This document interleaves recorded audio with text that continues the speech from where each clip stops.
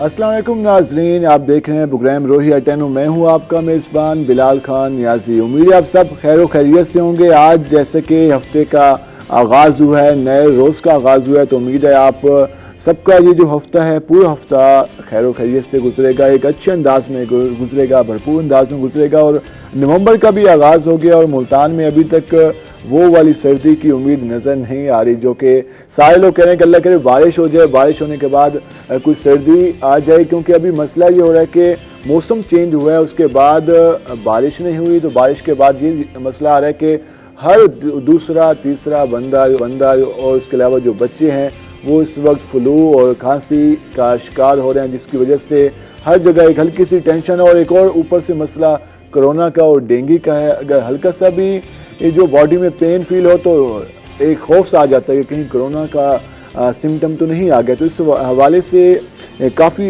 दिनों से सारे लोग दुआ कर रहे हैं कि अल्लाह के जल्दी से बारिश हो, ताकि ये जो वबाई अमराज आए हुए हैं इनमें कुछ कमी वाकया हो सके। और उसके साथ साथ जिस तरह हम अपने प्रोग्राम में बात करते हैं मुख्तलिफ मौज़ूआत पर, और उससे पहले एक क्रिकेट का जुनून चल रहा है। रात को भी एक इंटरेस्टिंग मैच हुआ इंडिया और न्यूजीलैंड का, तो न्यूजीलैंड ने विन किया। तो हर जगह हम देख रहे हैं कि शाम के वक्त अक्सर जो नौजवान हैं वो क्रिकेट देखते हुए नजर आते हैं, उसको एंजॉय करते हुए नजर आते हैं। और कल जैसे इंडिया और न्यूजीलैंड का मैच हुआ तो सारे हंस रहे थे कि इतना आसान टारगेट मिल गया न्यूजीलैंड को। तो हमने भी इंजॉय किया, यकीनन आप सब ने भी इंजॉय किया होगा। कल पाकिस्तान का एक और मैच होना है और उम्मीद जाहिर की जा रही है कि पाकिस्तान वो जो टाकरा है उसको भी विन करेगा। हम जाएंगे अपने मेहमानों की तरफ, और जिस तरह हम अपने प्रोग्राम में मुख्तलिफ मौज़ूआत पे बात करते हैं, तो आज जो हमने मौज़ूआत का इंतखाब की है वो यकीनन एक जो हम देखते हैं कि लोग काफ़ी ज़्यादा परेशान रहते हैं। हमने काफ़ी दिन पहले मुख्तलिफ प्रोग्राम्स में वेट के हवाले से बात की, उसके अलावा डाइट के हवाले से बात की। आज हम बात करेंगे हाइट के हवाले से, क्या हाइट इंक्रीज हो सकती है और किस तरह से इसको क्या इसके लिए ट्रेनिंग होती है, क्या इसके लिए फिटनेस होती है, क्या इसके लिए डाइट प्लान होता है।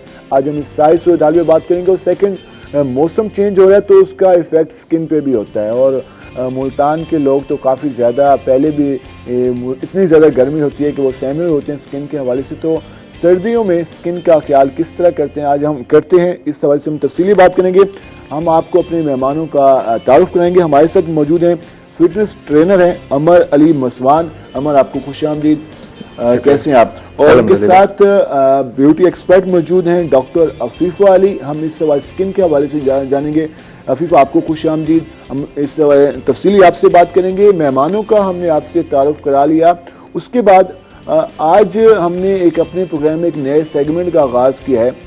उस सेगमेंट में हम आपको और रोज़ाना एक हमारे जो स्कॉलर्स होंगे, मजहबी स्कॉलर, वो नेकी की बात बताएंगे।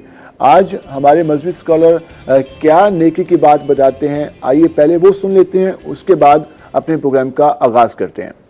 बिस्मिल्लाहिर्रहमानिर्रहीम। आज का मेरा मैसेज ये है कि दुरूद शरीफ का एहतमाम रखना, दुरूद शरीफ का एहतमाम रखना। मुझे एक वाक़या याद आ गया। अल्लामा सखावी रहमहुल्लाह ताला ने ये वाक़या नकल किया है। बनी इसराइल में एक शख्स जो बड़ा ही नाफरमान था, उसका जब इंतकाल हुआ तो लोगों ने उसे बाहर सड़क में डाल दिया। हज़रत मूसा अलैहिस्सलातु वस्सलाम की तरफ वही आई, मूसा इसको उठाओ, इसको गुस्ल दो और इसका जनाजा पढ़ो। हज़रत मूसा अलैहिस्सलातु वस्सलाम ने अर्ज़ किया, बारी ताला ये तो बड़ा नाफरमान था। अल्लाह ने फरमाया, मैंने इसकी बख्शिश कर दी है एक अमल की वजह से। वो अमल क्या था कि रात के वक्त इसने तौरात खोली पढ़ने के लिए। उस तौरात में मोहम्मद सल्लल्लाहु अलैहि व आलिहि वसल्लम का नाम नामी लिखा हुआ था। इसने उसको चूमा और अल्लाह के नबी सल्लल्लाहु अलैहि वसल्लम पर दुरूद शरीफ पढ़ा। तो मुझे उसका ये अमल बड़ा अच्छा लगा, मैंने उसकी बख्शिश कर दी। मेरे भाइयों, दुरूद शरीफ का एहतमाम रखना। अल्लाह मुझे भी आपको भी इस पर अमल करने की तौफीक अता फरमाए। आमीन आमीन सुभान अल्लाह। आपने खूबसूरत बयान सुना। यकीनन दरूद पाक पढ़ने की जो रहमतें हैं, फजीलतें हैं, वो अल्फाज में बयान नहीं की जा सकती और जो रहमतों का सिलसिला जारी होता है उसको शुमार नहीं किया जा सकता। हम सबको रोज़ाना दरूद पाक पढ़ना चाहिए ताकि हम पर रहमतों बरकतों का सिलसिला जारी रहे। हम अपने प्रोग्राम की तरफ जाएंगे और हमने आपको बताया था कि आज जिस तरह हम वेट के हवाले से बात नहीं करेंगे, आज हम हाइट के हवाले से बात करेंगे। क्या हाइट इंक्रीज हो सकती है, इस पर हम अमर अली से तफसीली बात करेंगे। अमर, सबसे पहले तो बताएं मौसम कैसा जा रहा है? मुल्तान का एंजॉय हो रहा है या अभी तक वो वाली दिसंबर का इंतजार है? उस सर्दी के लिए तो दिसंबर का इंतजार है और मैं अभी मुल्तान वापस आया हूँ तो अच्छा है। पहले कहाँ पे थे? नहीं, लाहौर में। लाहौर का मौसम कैसे? वहाँ बारिशें हुई हैं कुछ? लाहौर में रिसेंटली अभी बारिश हुई है और सॉर्ट ऑफ मतलब थंडर भी था और वहाँ ठंड थोड़ी सी ज्यादा, मुल्तान में थोड़ी सी कम है। मुल्तान वैसे भी गर्मी मशहूर 9-10 महीने रहती है, लेकिन अब नवंबर लग गया आज और अभी तक वो वाला इम्कान नजर नहीं आ रहा जो कि हम कहते हैं कि वो धुंध हो वो और ठंडी रातें हो, सुकून से आग लगा के बंदा बैठा हो। लेकिन नवंबर में स्टार्ट हो जाता है। लास्ट टाइम 2-3 साल पहले था नवंबर में। बिल्कुल, वो क्लाइमेट शिफ्ट जिस तरह से हो रहा है तो मौसम भी चेंज हो रहा है। पहले दिसंबर में शदीद सर्दियां हुआ करती थी, अब ग्रेजुअली वो एक शिफ्ट की वजह से टाइम फ्रेम चेंज हो रहा है। अफीफा, आपको कौन सा मौसम पसंद है? मुझे सर्दी का। सर्दी का? अक्सर लोग कहते हैं कि यार सर्दी का मौसम है, कि मुल्तान की सर्दी तो होती भी सिर्फ 1-2 महीने के लिए। बिल्कुल। लास्ट टाइम दिसंबर का एंड और जनवरी का मिड ये सर्दी रही, उसके बाद सर्दी खत्म हो गई थी। बिल्कुल ऐसे। अच्छा अमर, हम आएंगे टॉपिक की तरफ। जो हम आज बात करें हाइट के हवाले से, क्या हाइट इंक्रीज हो सकती है? बिल्कुल पॉसिबल है, हाइट इंक्रीज हो सकती है और असल में कुछ चीजें हैं जो एक रेगुलर मिथ की शक्ल इख्तियार कर जाती हैं और फिर वो सुनी सुनाई ज्यादा होती हैं। जैसे कहा यह जाता है कि आपकी 13 साल तक या 18 साल तक आपकी हाइट इंक्रीज होगी, उसके बाद रुक जाएगी। तो मीन्स के स्पेसिफिक केसेस में तो ऐसा हो सकता है, लेकिन इन जनरल इस तरह से नहीं होता। हर बॉडी डिफरेंट रिएक्ट करती है। तो अगर आप सही डाइट प्रोवाइड करें, सही मीन्स के इन्वायरमेंट दें, ट्रेनिंग इन्वायरमेंट सही हो, वर्कआउट आप अच्छा कर रहे हैं तो 25-30 तक आप कर सकते हैं। एक डाइट आपकी, दूसरा वर्क प्लेस और थर्ड आपकी वर्कआउट, डाइट और आपका इन्वायरमेंट। ये तीन चीजें अगर आप प्रॉपर करते हैं, मीन्स के एग्जैक्टली वही करते हैं जो हाइट इंक्रीज के लिए रिक्वायर्ड है, तो आप 30 तक अपना हाइट ग्रो कर सकते हैं। किस एज तक? 30 ईयर तक। तो उसमें किस हद तक कितना इसमें फर्क आ सकता है इस हवाले से? अगर कोशिश शुरू करें आज से, जिनके अभी कहेंगे या 3-4 साल बाकी हैं, वो अगर कोशिश करना शुरू करें आप तो 1 इंच तक इजीली इंक्रीज कर सकते हैं और वो वाला इंक्रीज होगा जो मीन्स के रिटेन रहेगा, मीन्स के आपका हाइट वहां पे जा चुका होगा। और टाइम फ्रेम वेरी करता है कि कितने टाइम में आप करेंगे, मतलब इसके लिए आपको कोई 1 से 1.5 साल का एक अरसा चाहिए। और अगर आप फौरी तौर पे करना चाहते हैं तो आप 6 महीने में अपनी बेसिकली अगर आप सिर्फ पोस्चर भी अपना सीधा कर लेते हैं तो भी आपको अच्छा खासा फर्क पड़ जाता है। मीन्स के आधे इंच का एक फर्क पड़ जाता है सिर्फ आपकी जो वर्टिब्रे अगर वो सीधा हो जाता है। तो इसमें अगर हम ये जानना चाहें कि ट्रेनिंग इसके लिए मस्ट है, एक्सरसाइज स्पेशल एक्सरसाइज होगी, इसके लिए क्या होगा? रूटीन जिसकी बहुत कह लें कि वो फिक्स्ड है, मीन्स के उसमें आप बहुत ज्यादा वेरिएशन नहीं कर सकते और ऑब्वियसली ट्रेनिंग और कंसिस्टेंसी फिर इस पे की होगी। मीन्स कि आप कंसिस्टेंट रहेंगे तो ही आपको आपकी मर्जी का रिजल्ट मिलेगा, नहीं अगर आप कंसिस्टेंट रहते तो आपको उस तरह का रिजल्ट मिलेगा। नौजवान तो अक्सर ये शिकायत रहती है, वो 4 दिन जिम आते हैं, उसके बाद वो दोबारा से अपने घरों में या दोस्तों के साथ बिजी हो जाते हैं। तो नौजवानों से कोई उम्मीद कर सकते हैं कि वो इसमें लेके चलें? अब इस चीज को हम डिफरेंट एंगल से टच कर सकते हैं। बेसिकली ये है कि नौजवान जो जिम ज्वाइन करते हैं किस लिए ज्वाइन करते हैं उनको खुद भी क्लियर नहीं है। तो जब तक आप किसी एक कोई भी आपका टारगेट है, आपको अगर क्लियर नहीं है कि आप क्यों उसको अचीव करना चाहते हैं तो आप उसको अचीव करेंगे ही नहीं। तभी होता है 4 दिन जिम किया उसके बाद भाग गए। और वो जिम क्यों ज्वाइन किया? दोस्तों की देखा देखी, फलां दोस्त ने किया मैं भी साथ कर लूं। 2 दिन वीडियो बनाई, स्नैप बनी, उसके बाद वो सारा शो खत्म हुआ। जब हल्का पेन फील होना शुरू हुआ ना, कहते हैं आप बस हो गई है। मतलब फिर वो टारगेट खुद को बेहतर करना नहीं होता, वो टारगेट बस ये होता है कि अच्छा अगर मेंबरशिप ले लिए तो अब जाके डेली की सेल्फीज वगैरह इंस्टा पे पोस्ट करनी है, स्नैप बनानी है, ऐसे करके सेल्फी बन रही है, ऐसे करके सेल्फी बन रही है। बिल्कुल। तो जब तक अगर वो टारगेट नहीं रखेंगे, मीन्स के वाकई अगर वो हाइट इंक्रीज करना चाहते हैं या प्रॉपर बॉडी बिल्ड करना चाहते हैं, टारगेट होगा तो ही वो करेंगे, नहीं होगा तो फिर आप चलते फिरते जो भी आपका नया दिल करेगा आप उसे रिमूव कर जाएंगे। फीमेल इसमें ज्यादा कॉन्शियस होती हैं, फीमेल भी इसमें शामिल कर सकती हैं? बिल्कुल। इसमें हम आपसे मजीद बात करेंगे कि मजीद ट्रेनिंग क्या हो सकती है, एक्सरसाइज क्या हो सकती है, डाइट प्लान के हवाले से बात करेंगे, वर्कआउट के हवाले से बात करेंगे।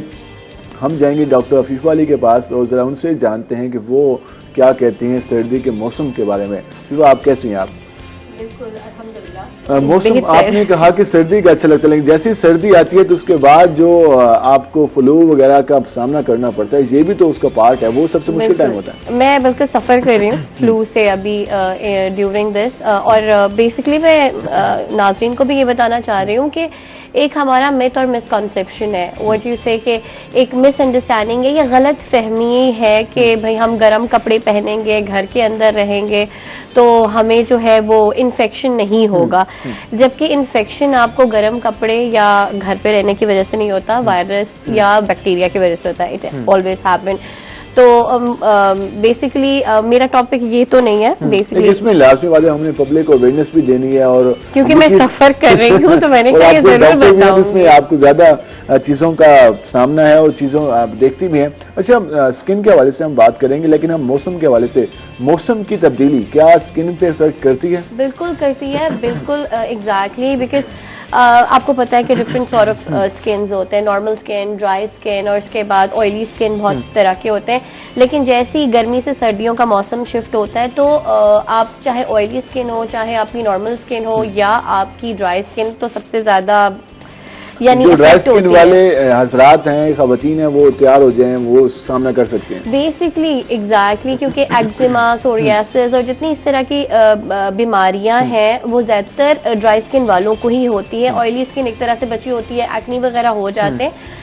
तो अब जब सर्दियों का मौसम आ रहा होता है, आपको पता है कि एक ड्राइनेस बहुत ज्यादा हो जाती है और स्किन ऐसी हो जाती है जैसे एलिगेटर की स्किन होती है, यानी कि मगरमच्छ की जैसे स्किन होती है, फ्लेक्स बनना शुरू हो जाते हैं, साफ। उसके बाद सिर्फ ये नहीं, लड़कियों को ये भी शिकायत होती है, खवातीन को स्पेशली, और मर्दों को भी, कि बहुत ज्यादा ब्लैक स्किन हो रही है, क्योंकि हमें ये नहीं पता हो रहा होता कि हम इस्तेमाल क्या कर रहे हैं। आई मीन यहाँ जो नॉर्मल मार्केट में क्रीम्स आई होती हैं और वेस्लीन और इस तरह की चीज़ें हम स्किन पे अप्लाई करना शुरू कर देते हैं, तो वो किस तरह से आपके स्किन को, लेयर्स को डिस्ट्रॉय कर रही है या आपको डलनेस की तरफ ले जा रही है।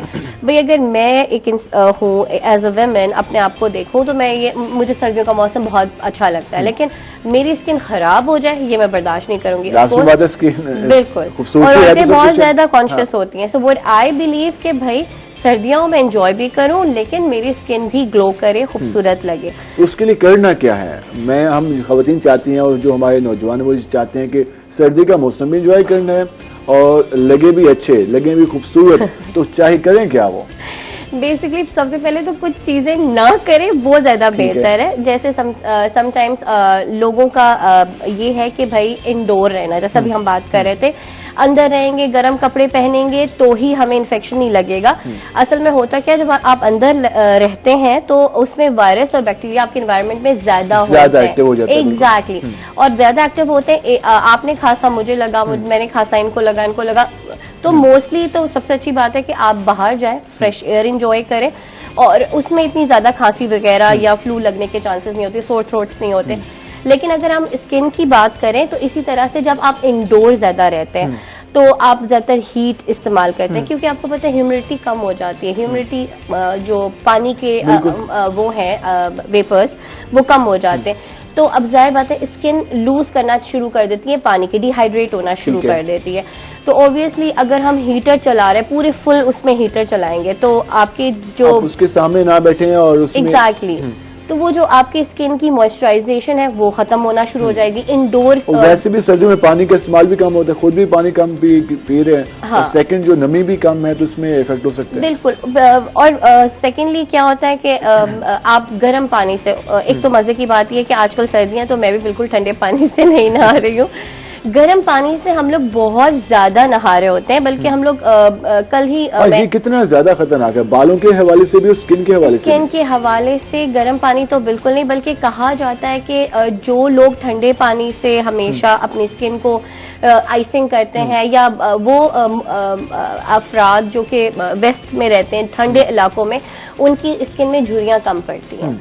सो आई मीन जो ठंडा पानी होता है वो आपकी स्किन में झुर्रियां नहीं पड़ाता, बल्कि आप जब गर्म पानी से नहा रहे होते हैं, ज्यादा से ज्यादा आप 10 मिनट्स की बात लें, उससे ज्यादा ना लें। वो जो एक घंटा मजे से बात ले रहे होते हैं, उसकी वजह से भी जब आप बाहर आते हैं तो आपका जो मॉइस्चर होता है वो उड़ चुका होता है। सिमिलरली इस तरह की कई और चीजें हैं, इंडोर एक्टिविटी हो इसमें हम गई। मजीद भी आपसे बात करेंगे। नाज़रीन, आपने जिस तरह जाना कि किस तरह से एहतियात करनी, क्योंकि सर्दियों में हर कोई कहता है कि वो गीजर लगे हुए हैं, गर्म पानी हो उससे नहाना है, लेकिन उसकी वजह से आपकी स्किन पे इफेक्ट हो सकता है। तो इसमें ख्याल करना है, और आपने जब मुंह भी अपना चेहरा भी वॉश करना है तो उस हवाले से भी पानी ज्यादा या नीम गर्म नहीं होना चाहिए, क्योंकि ये आपकी स्किन को डैमेज कर सकता है, स्किन को मुतासिर कर सकता है, इफेक्ट कर सकता है। तो इस पर हम तफसीली बात करेंगे मजीद। अमर, जिस तरह हम बात कर रहे थे हाइट के हवाले से, हमारी जो खवातीन हैं वो अक्सर उनको टाइम नहीं मिलता। एक तो वो अपने घर में अगर वो बिजी हैं, अगर वो यूनिवर्सिटीज में जाती हैं तो वो अपनी तालीम को लेकर इतना फोकस होती हैं, उसके बाद घर के काम, तो वो किस तरह से अपना या डाइट या अपनी जो फिटनेस है या ट्रेनिंग है उसको करके अपना जो अपनी हाइट है उसको इंक्रीज कर सकते हैं। देखिए, इसके लिए आपको कोई भी एक्स्ट्रा टाइम नहीं चाहिए। आपके पास 24 घंटे, आप उनको प्रॉपरली मैनेज कर सकते हैं। वर्कआउट के लिए आपको कोई नहीं कहेगा कि 1 या 2 घंटे करें। अगर आपको प्रॉपर रूटीन पता है, आधा घंटा बहुत है, और 24 घंटे में से आधा घंटा निकालना कोई मुश्किल नहीं है। आधा घंटा इनफ है। और अगर आपने सिर्फ अपनी फिटनेस को मेंटेन करना है तो 15 मिनट भी बहुत है। प्रायर कि आप किस इंटेंसिटी पे वर्कआउट कर रहे हैं वो मैटर करेगा। हो रेगुलर हो, हाँ, वो रेगुलर हो, मतलब फिर वो कंसिस्टेंट होगा। हाँ। और आप ओवरऑल अगर करें, जैसे सपोजिटली आप कह सकते हैं कि आपको हफ्ते में 5 घंटे वर्कआउट करना है। अब वो 5 घंटे आप एक ही दिन में निकाल लें, 2 दिन में डिवाइड कर लें, उसे पूरे हफ्ते पे स्ट्रेच करके ले जाएं, ठीक है, तो इजी हो तो जाएगा। उसमें अगर हम एक्सरसाइज की बात करें तो कौन सी इसमें एक्सरसाइज शामिल है, करना क्या होगा? इसमें योग हम इन्वॉल्व करेंगे, ठीक है, बॉडी स्ट्रेचेस इसमें इन्वॉल्व होंगे, और जो बेसिक स्टार्ट होगा वो आपका होगा बैक से, ठीक है, मींस कि आपके शोल्डर और बैक, यहाँ से हम वर्कआउट स्टार्ट करेंगे। उसके बाद पोस्चर्स इसमें इन्वॉल्व होंगे, और फिर ग्रेजुअल हम मूव करेंगे बॉडी वेट ट्रेनिंग और फिर थोड़ी सी स्ट्रेंथ ट्रेनिंग पे। तो मतलब ये एक इसके लिए ट्रेनर का होना कितना लाजमी है? ट्रेनर के बगैर तो, जैसे मैं आपको बता रहा हूँ, बहुत से आप ट्रेनर से पूछेंगे कि क्या हाइट इंक्रीज पॉसिबल है, वो आपको कहेंगे पॉसिबल ही नहीं है। तो ऑब्वियसली आपको किसी ऐसे बंदे के पास ही जाना है जिसको पता हो कि क्या करना है और किस तरह से करना है, तो ही। और अगर आपको एक्स के पास जाएंगे या आप ऑनलाइन यूट्यूब वगैरह देख के करेंगे तो आप अपने साथ से एक्सपेरिमेंट कर रहे हैं। यूट्यूब से काफी चीजें बेहतर भी मिलती हैं, लेकिन वहां पर जो परफॉर्म कर रहा होता है वो बता तो देता है कि यार इतनी, जब खुद बंदा परफॉर्म करना शुरू होता है अक्सर नौजवान ये कहते हैं कि यार 2 दिन हमें वो वीडियोस देखी, शौक हुआ, लेकिन उसके बाद घर में तो मुमकिन नहीं है। देखिए, एक तो चीज ये, वो जो भी बंदा वीडियो बना रहा है, हाँ, वो व्यूज के लिए बना रहा है, वो आपको कोई नॉलेज शेयर नहीं कर रहा, वो सिर्फ उसे व्यूज चाहिए, उसने स्पेसिफिक एक एंगल को टच किया। और दूसरी चीज, ठीक है, यूट्यूब पे या आप मींस के कोई मेडिकल जर्नल भी सपोजली उठा लेते हैं, तो आप कैसे जज कर पाएंगे या कंफर्म आपको होगा कि ये चीज सही है आपके लिए और ये चीज नहीं? मींस के इस लॉजिक पे अगर हम जाएं तो फिर तो आपको डॉक्टर के पास जाने की जरूरत नहीं है। आप बस वहीं से गूगल करें, मेडिसिन देखें, सिम्टम्स को, और फिर उसे यूज करना शुरू करें। नाज़रीन, जिस तरह हम बात करें, इसमें फिटनेस के लिए प्रॉपर जो है वो ट्रेनर का होना लाजमी है, क्योंकि अक्सर नौजवान हम अक्सर औकात ये करते हैं कि घर में शुरू करते हैं, उसके बाद हम कहते हैं हमारा मसल पुल हो गया, ये हो गया, वो हो गया, ये प्रॉब्लम का भी सामना करना पड़ता है। तो इसलिए इसमें इन चीज़ों का भी ख्याल करना। हम ब्रेक पे जाएंगे, ब्रेक से वापस आएंगे तो बात करेंगे स्किन के हवाले से, स्किन की केयर किस तरह से, चेहरे पे झुर्रियां आना शुरू हो जाएं या उसके साथ साथ अगर वहां पर जो निशानात बनना शुरू हो जाए तो उसके हवाले से क्या ख्याल करना है। हमारे साथ रहेगा, मिलते हैं एक शॉर्ट ब्रेक के बाद।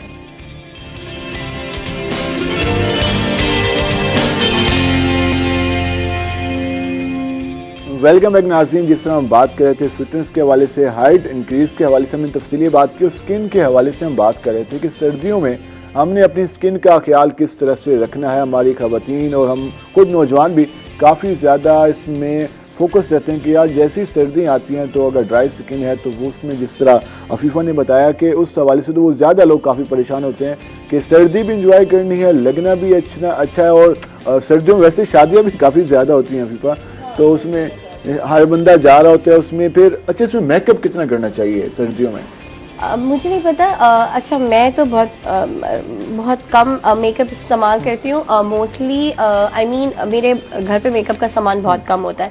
मैं खवातीन को देख रही होती हूँ, बहुत क्यूरोसिटी होती है उनको मेकअप का सामान खरीदने में, ना कि स्किन को केयर करने में। आई मीन आप स्किन प्रोडक्ट्स को ज्यादा रखें अपने घर पे, ताकि आपकी नेचुरल स्किन इतनी ग्लो रहे, इतना अच्छा रहे कि आपको मेकअप कम इस्तेमाल करना पड़े। फाउंडेशन कम इस्तेमाल करना पड़ता है। होता क्या है, मेकअप इतना ज्यादा होता है और अंदर से जैसे मुंह धोया तो वो उसके बाद जो निकल चेहरा सामने आता है। बिल्कुल वो वाली बात है, आईफोन की जगह नोकिया 3310 नहीं कर रहा है, ऐसा नहीं होना चाहिए बिल्कुल भी। तो हम बात कर रहे थे कि हमें क्या चीज नहीं करनी। नेचुरल चीजों का इंतखाब करके हम स्किन को किस तरह ग्लो कर सकते हैं। एक तो हम क्रीम का इस्तेमाल कर रहे हैं और चीजों का मास्क है, इतने कुछ इस्तेमाल कर रहे हैं। हाँ, समझ में नहीं आ रहा होता कि क्या करना है क्या नहीं करना। हमारी वाली बात है, यूट्यूब से कोई देखा अच्छा आज ये उसने बताया। इवन आप मार्केट में भी जाए, there are various products, like इतने प्रोडक्ट्स है, आप पागल हो जाएंगे। आप ये वाला एसिड इस्तेमाल करें, ये करें, वो करें, यानी इट्स डेफिनेटली। तो वही बात है कि खूबसूरती अंदर से आती है, अंदर आपका अच्छा होगा तो बाहर भी आप खूबसूरती लगेंगे, ठीक है। तो सबसे पहले अंदर को आप अपने, और स्किन जो है वो सबसे बड़ा मेजर ऑर्गन होता है। तो अगर आप स्किन को केयर नहीं करें, ऊपर आपकी खूबसूरती नहीं है तो अंदर भी आप, इवन खवातीन भी जो मोस्टली डिप्रेशन का शिकार हो जाती है, एंजाइटी का, तो जरा सा उनकी स्किन पे अगर निखार आ जाए या जरा सा अपने आप को मेक ओवर कर ले, चेंज कर ले, तो फौरन वो डिप्रेशन या एंजाइटी, तो स्किन एक मेजर रोल अदा करता है। वो आपको अगर आप खुश रहें तो स्किन आपकी अच्छी होनी चाहिए, होनी चाहिए। तो यहाँ पर मैं ये बता रही थी कि मोस्टली लोगों का ये एक कंसेप्शन है कि कैफीन, कॉफी बहुत ज्यादा इस्तेमाल कर रहे होते हैं। तो कॉफी इस्तेमाल करेंगे तो मेरे ख्याल से वो सोच रहे होते हैं कि हम गर्मी अंदर होगी या हम गर्मी से बचे रहेंगे, तो ऐसा नहीं है। जो कॉफी है इट कंटेन कैफीन, कैफीन उसके अंदर एक मटेरियल पाया जाता है, और कैफीन जो होता है वो मजीद बॉडी को डिहाइड्रेट कर रहा होता है। तो जितना आप कॉफी लवर्स हैं और जितना आप कॉफी इस्तेमाल कर रहे हैं, तो आप ये सोच लें कि सर्दियों में ठीक है एक नॉर्मल एग्जैक्टली। आप ये देखिए, जैसे ही आप गर्म मशरूबात पीना शुरू करते हैं सर्दियों में, सर्दियों से बचने के लिए, तो जिस्म पसीना छोड़ना शुरू कर देता है फौरन। क्यों? क्योंकि जिस्म को ये अलार्म होता है कि भाई अंदर जो है गर्मी है उसको ठंडा करना है, तो वो फौरन पसीना आपका मॉइस्चर दोबारा लूज करना शुरू कर देता है स्किन के थ्रू। तो ये बहुत बड़ा हमारा मिसकॉन्सेप्शन होता है कि गर्म मशरूबात से ही शायद जो है हमारी स्किन जो है वो सही रहेगी या हम सही रहेंगे।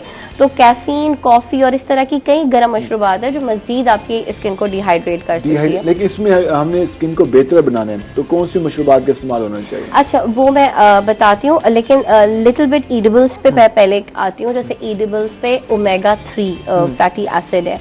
अच्छा, ओमेगा 3 फैटी एसिड का नाम बहुत सारे लोगों ने सुना होगा, अक्सर बच्चों की मिल्क में इस्तेमाल होता है, प्रेगनेंसी में कहा जाता है बहुत ज्यादा, क्योंकि वो ब्रेन की ग्रोथ के लिए और स्किन के लिए और सबके लिए ओमेगा 3 फैटी एसिड और it's a good fatty acid, तो वो बहुत ज्यादा फायदेमंद है। तो कहीं पे भी ओमेगा 3 फैटी एसिड आ रहा है तो बंदे को ये समझ लेना चाहिए कि एक अच्छा वो है। तो ये आपको जिस फूड में इस्तेमाल करना है जिससे स्किन आपकी ग्लो कर सकती है, वो है फिश बेसिकली। ठीक है, मोस्टली लोगों को फिश से एलर्जी होती है, लेकिन मछलियां आप हमारे यहाँ लोग फिश यूज करते हैं, लेकिन वो है कि वो गैदरिंग होगी, गेट टूगेदर होगा हफ्ते बाद 2 हफ्ते बाद, रेगुलर 3 दिन बाद 2 दिन बाद 2 दिन, इसमें हमने अपनी डाइट का हिस्सा बनाना है। इसमें एक और चीज भी है ना कि जो प्रायोरिटीज हैं वो सेट नहीं है। मींस के आप खाना क्यों खा रहे हैं आपको नहीं पता, आपको बस मिल गया या महीने में आपको अचानक ख्याल आया तो आप खा रहे हैं।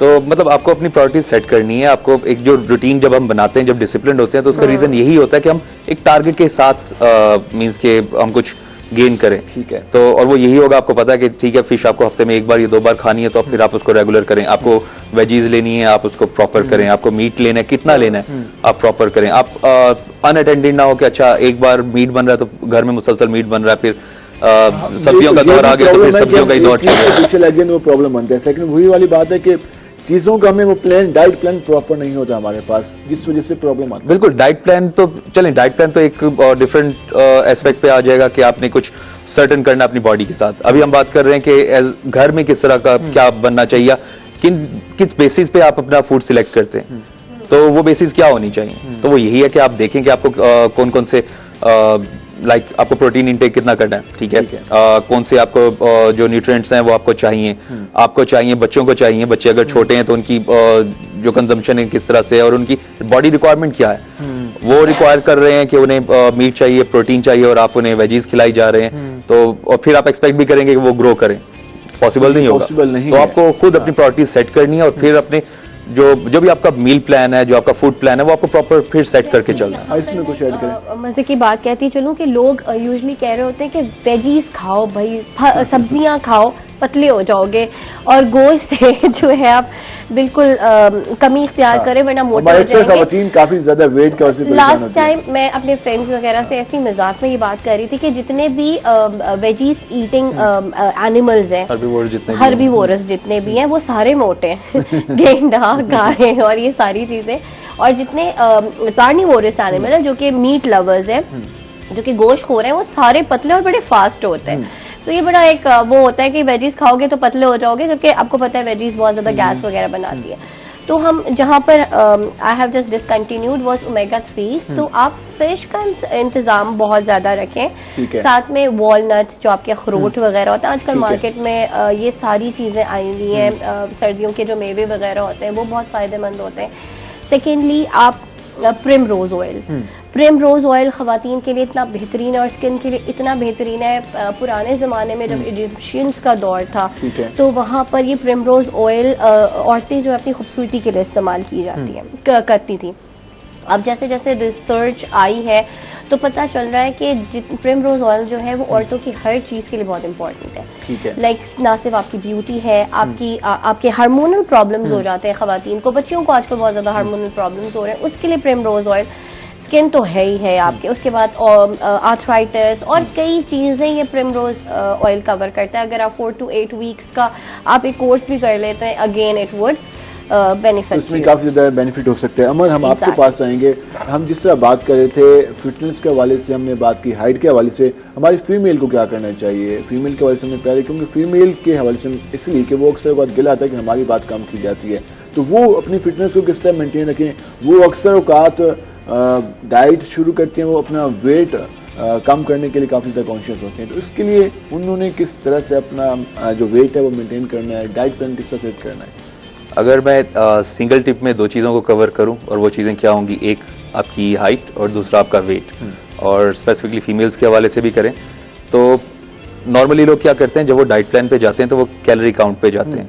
तो आप मीन्स के मैं ये मशवरा दूंगा कि आप कैलोरीज को थोड़ी देर के लिए साइड पे रख दें, आप सिर्फ ये फोकस करें कि आपने बॉडी फैट कम करना है। ठीक है। अब आप बॉडी फैट मीन्स के लो करने की तरफ जा रहे हैं तो ऑब्वियसली आप फैटी फूड्स नहीं यूज करेंगे। ये एक चीज माइनस कर दें, आपको बहुत ज्यादा मीन्स के तगोदो करने की जरूरत नहीं पड़ेगी, आपका वेट भी नीचे आना शुरू हो जाएगा। और इवन जब आप थोड़ा सा लीन मीन्स के पोस्चर में आते हैं, लीन बॉडी टाइप में आते हैं, तो आप लंबे लगते हैं पहले से। इसमें एक चीज जो आप कैलोरीज की बात करें, कुछ लोग इसमें वो करते मैंने आज इतनी कैलोरीज ली, तो इसमें किस तरह से कुछ लोग खाना पीना ही छोड़ देते हैं, वो कहते हैं नहीं मैंने कुछ खाना नहीं है, नाश्ता मैंने हल्का सा करना है, दोपहर में भूख बर्दाश्त करनी है, तो वो क्या स्किन के लिए या हेल्थ के लिए बेहतर है? देखो इन्हीं चीजों को हम लोग स्टार्ट में मिथ कह के और मीन्स के बात कर रहे थे इन पे, कि आपको पता नहीं है कि आपके लिए क्या चीज जरूरी है। ऑब्वियसली आपको वर्क करना है, आपको बाहर जाना है, आपको आपकी एक डेली रूटीन है। अगर कोई खातून है घर में, उन्हें कई काम होंगे, अगर कोई मेल है उसे बाहर जॉब वगैरह करनी है। कैलोरी डाउन करने का मतलब ये भी है कि आप एनर्जी भी डाउन कर रहे हैं, जो आपका सिर्फ कैलोरी बेसिकली एनर्जी है, तो आप वो एनर्जी जो तो आप उससे परफॉर्म ही नहीं कर सकते। बिल्कुल, आप अपना एनर्जी जो रिक्वायरमेंट है वो कुछ चल रहा है, और आप जो एनर्जी कंजम्पशन है वो आपका कुछ चल रहा है, दोनों में एक बड़ा फर्क आ गया। अब आप प्रॉपर परफॉर्म नहीं कर पाएंगे, चाहे आप घर में या बाहर हैं। तो यहाँ पे फिर यही वाला मशवरा है कि आप बजाय कैलोरी पे फोकस करने के आप फैट्स पे जाएं, फैट कम कर दें, और ग्रेजुअल अपनी फूड से एक एक चीज माइनस करना शुरू कर दें। शुगर माइनस करें, ठीक है, ग्रेजुअली माइनस कर दें। शुगर कितना ज्यादा वो है वेट के लिए? क्योंकि हम हर चीज में चाय पी रहे हैं या कॉफी पी रहे हैं, हर जगह हम शुगर का इस्तेमाल कर रहे हैं। शुगर आपका रैपिड फैट बनाता है, ठीक है, तो और फैट सबसे लेट बर्न होता है। सबसे पहले कार्ब्स बर्न करते हैं, फिर प्रोटीन, और फैट फिर प्रोटीन में कन्वर्ट होकर फिर बर्न होता है। तो अगर आप फैट माइनस कर देंगे, आप शुगर माइनस कर देंगे, आपका फैट बनना कम हो जाएगा। आप फैटी फूड्स माइनस कर देंगे, ऑब्वियसली अब आपके पास जो बॉडी में जो स्टोरेज, फैट स्टोरेज, वो जो फैट रिजर्व्स हैं वो कम होना शुरू हो जाएगा। नौजवान फास्ट फूड की तरफ ज्यादा जाते हैं, तो वो उसमें कितना इस्तेमाल, क्योंकि आए 2 रोज के बाद उनकी पार्टीज हो रही होती हैं, तो उसमें क्या ख्याल करना है? अगर तो आप वर्कआउट करते हैं और अच्छा वर्कआउट करते हैं तो फिर कोई प्रॉब्लम नहीं है, फिर आपको हर चीज खानी है तो फिर आप फास्ट फूड ले सकते हैं। लेकिन अगर आपकी वर्कआउट की रूटीन नहीं है, फिर आपको फास्ट फूड अवॉइड करना है। इवन हफ्ते में 1 दिन भी अगर आप करते हैं वो भी आपको अवॉइड करना है, क्योंकि आप अगर देखें एक जो कोला है उसमें जितना शुगर है, उस शुगर को बर्न करने के लिए आपको कोई 7 से 8 मील रन करना पड़ता है।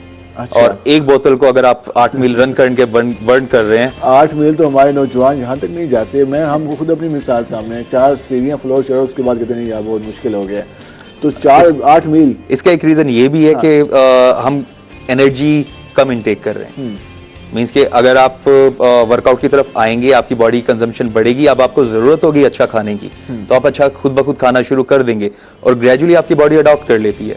स्टार्ट में तो ऑब्वियसली सबके लिए मुश्किल है, लेकिन जब आप एक रूटीन को पकड़ते हैं और फिर उस पे कंसिस्टेंट रहते हैं, आपकी बॉडी अडॉप्ट कर लेती है, फिर आपके लिए 8-10 मील प्रॉब्लम नहीं रहेगी। सर्दियां आती हैं तो लोग ड्राई फ्रूट का भी इस्तेमाल करते हैं, तो इसमें क्या करना चाहिए, इसमें कितना क्या खाना चाहिए, और फिर वो आपका वर्कआउट नहीं है, एक्सरसाइज नहीं है, तो फिर उसके बगैर भी चल सकता है? ड्राई फ्रूट आप इनटेक कर सकते हैं, आपको बहुत से दूसरे रीजंस के लिए भी आपको सर्टेन जो माइक्रोन्यूट्रिएंट्स हैं वो चाहिए। ड्राई फ्रूट में आपको रिच क्वांटिटी में मिलते हैं, तो मीन्स कि फिर आप ड्राई फ्रूट यूज करते हुए आप इस चीज पे फोकस नहीं करेंगे। बेसिकली आपको फोकस कब करना है, कोल्ड ड्रिंक्स पे फोकस करना है। आपको शुगर सबसे ज्यादा हम जो इनटेक करते हैं कोल्ड ड्रिंक की फॉर्म में करते हैं।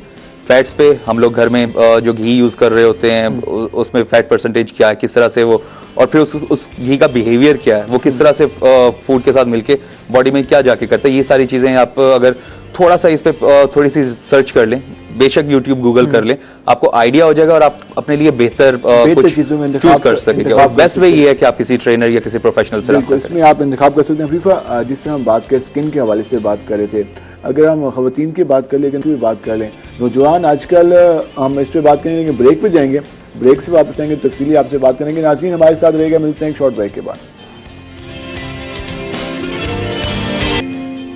वेलकम बैक नाज़रीन। जिस तरह हम बात कर रहे थे हाइट के हवाले से, स्किन के हवाले से बात की, और जैसे ही मुल्तान का जो मौसम है वो चेंज हो रहा है उसके हवाले से हमने तफसीली बात की, और जिस तरह फीफा ने हमें बताया कि हम अक्सर औक़ात कहते हैं कि हम गर्म मशरूबात का इस्तेमाल करेंगे तो वो हमारी बॉडी के लिए बेहतर रहेगा, तो वो भी इतना ज़्यादा अच्छा नहीं साबित हो सकता, क्योंकि अगर आप मुसलसल वही चीज़ें यूज़ करते रहेंगे तो वो आपके लिए नुकसानदेह हो सकती हैं, आपके स्किन के लिए, आपकी बॉडी के लिए। तो जो बैलेंस डाइट है उसका इस्तेमाल काफ़ी लाजमी है। हम अमर के पास रहेंगे, ज़रा उनसे जानते हैं कि वो नौजवानों को क्या टिप्स देंगे। उसके साथ साथ हाइट के हवाले से, जिस तरह हमने टॉपिक का आगाज़ किया था, अब एंडिंग की तरफ जाएंगे कि हाइट इंक्रीज के लिए जो नौजवान हैं उनको मज़ीद क्या करना चाहिए। हमें जिस तरह हम बात कर रहे थे हाइट के वजह से तफसीली बात हुई कि हमने मुख्तलिफ 3 चीज़ों पे फोकस किया, हमने डाइट पे फोकस किया, वर्कआउट पे फोकस किया, आपकी एक्सरसाइज पे। तो इसमें आखिर में अगर हम इस चीज़ कंक्लूजन की तरफ जाएं तो कितना वही बात आ जाती है कि लोग कहते हैं यार ये पॉसिबल नहीं है, लोग डिसहार्ट हो जाते हैं। कितना टाइम टेकिंग है ये? मिनिमम अगर आप ट्राई करके देखना चाहते हैं तो आपको 6 महीने देने हैं। ठीक है। और 6 महीने में आपको रिजल्ट मिलता है। और एक आपकी ना जेनेटिक हाइट भी होती है, मीन्स के जो आप पेरेंट्स से कैरी करते हैं, और मीन्स के नॉर्मली हम कैलकुलेट भी कर सकते हैं कि अगर एक बच्चा हुआ है तो आप उसके फादर और मदर की हाइट को कैलकुलेट करके और अंदाजा लगा सकते हैं ये बच्चा बड़ा होगा तो इसकी हाइट क्या होगी, तो वो उसकी जो जेनेटिक हाइट है वो कहलाएगी। आप अपनी जेनेटिक हाइट को सही डाइट और सही वर्कआउट से इंक्रीज कर सकते हैं। और बच्चों के लिए जो टीनेजर्स हैं, इसके 13 से लेके और 19 के दरमियान, इनके लिए ज्यादा इजी होता है।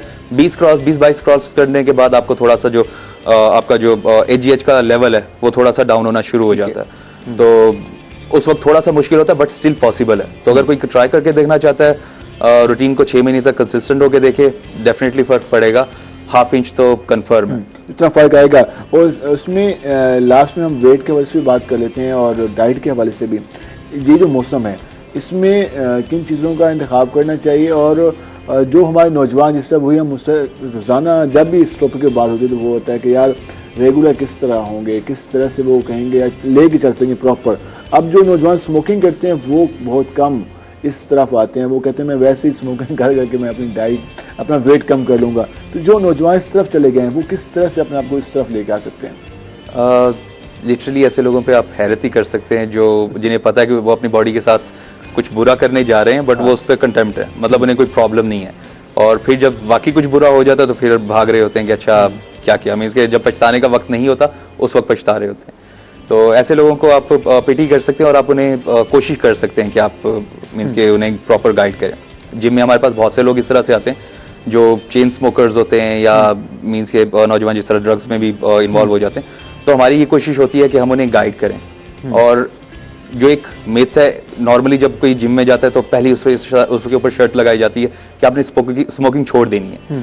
हम लोग इस तरह नहीं करते, हम थोड़ा सा ईज देते हैं। हम ये कहते हैं कि आपने स्मोकिंग कर दें, कर दें, खुद फील हो जाएगा कि हाँ, आप जब आप रूटीन में आएंगे, आपकी बॉडी की कंजम्पशन बढ़ेगी, आपको जोर लगाना पड़ेगा और आपकी बॉडी नहीं लगा पा रही होगी तो आप खुद ही मजबूरन उसे छोड़ देंगे। तो हम क्या करते हैं, हम थोड़ा सा शॉक डेवलप करते हैं, मोटिवेशन देते हैं, उसके बाद वो बंदा खुद ही स्मोकिंग छोड़ देता है, क्योंकि जब उसे पता चल रहा है अब एक तरफ ताकत है और दूसरी तरफ कमजोरी है। ताकत हमेशा आपको अट्रैक्ट भी करती है और बेहतर भी रहती है। तो ये एक्सरसाइज लाजमी है, जो हमारे अक्सर नौजवान सारा सारा दिन बैठे रहते हैं और उस तरह की कंपनीज को एंजॉय करते हैं, लेकिन अगर वो एक्सरसाइज करें तो यकीनन वो अपनी जो असल एनर्जी है वो उसको एंजॉय भी कर सकते हैं, उनके एतमाद में भी इजाफा हो सकता है और उसके साथ साथ वो अपनी लाइफ को भी बिल्कुल, आप लाइफ एंजॉय ही तब करेंगे जब आप ताकतवर हैं। अगर आप ताकतवर नहीं है, आप किसी बीमार बंदे से पूछ लें कि लाइफ कैसे चल रही है, आपको अंदाजा हो जाएगा। तो आपके जिसमें ताकत है और आप अच्छा खा रहे हैं और अच्छा सांस ले रहे हैं, तभी आप लाइफ को एंजॉय कर सकते हैं। सबसे मेन चीज ये है। अफीफा, खवातीन को क्या आप सजेस्ट करेंगी और क्या टिप्स? बेसिकली एग्जैक्टली अच्छा खैर यहाँ से मुझे ये पता चला कि खाना जरूरी नहीं है, अच्छा खाना बहुत जरूरी है, विच इज वेरी इंपॉर्टेंट। और सबसे ज्यादा जो हमारे यहाँ का प्रॉब्लम ये है कि वो जो सुनी सुनाई बातों पे हमारे नौजवान खवातीन, वो बड़ी खाला ने ये कहा तो सामने वाली पड़ोसन ने ये कहा, ये नहीं होना चाहिए। आप प्रॉपर ट्रेन लोग, यानी नीम हकीम बलाए जानना करें, आप प्रॉपर ट्रेन लोगों के पास जाएं। अगर आपको जाना है तो आप ट्रेनर के पास जाए, फिटनेस ट्रेनर के हेल्थ के बारे में मालूम करना है तो किसी बेटर डॉक्टर के पास जाए।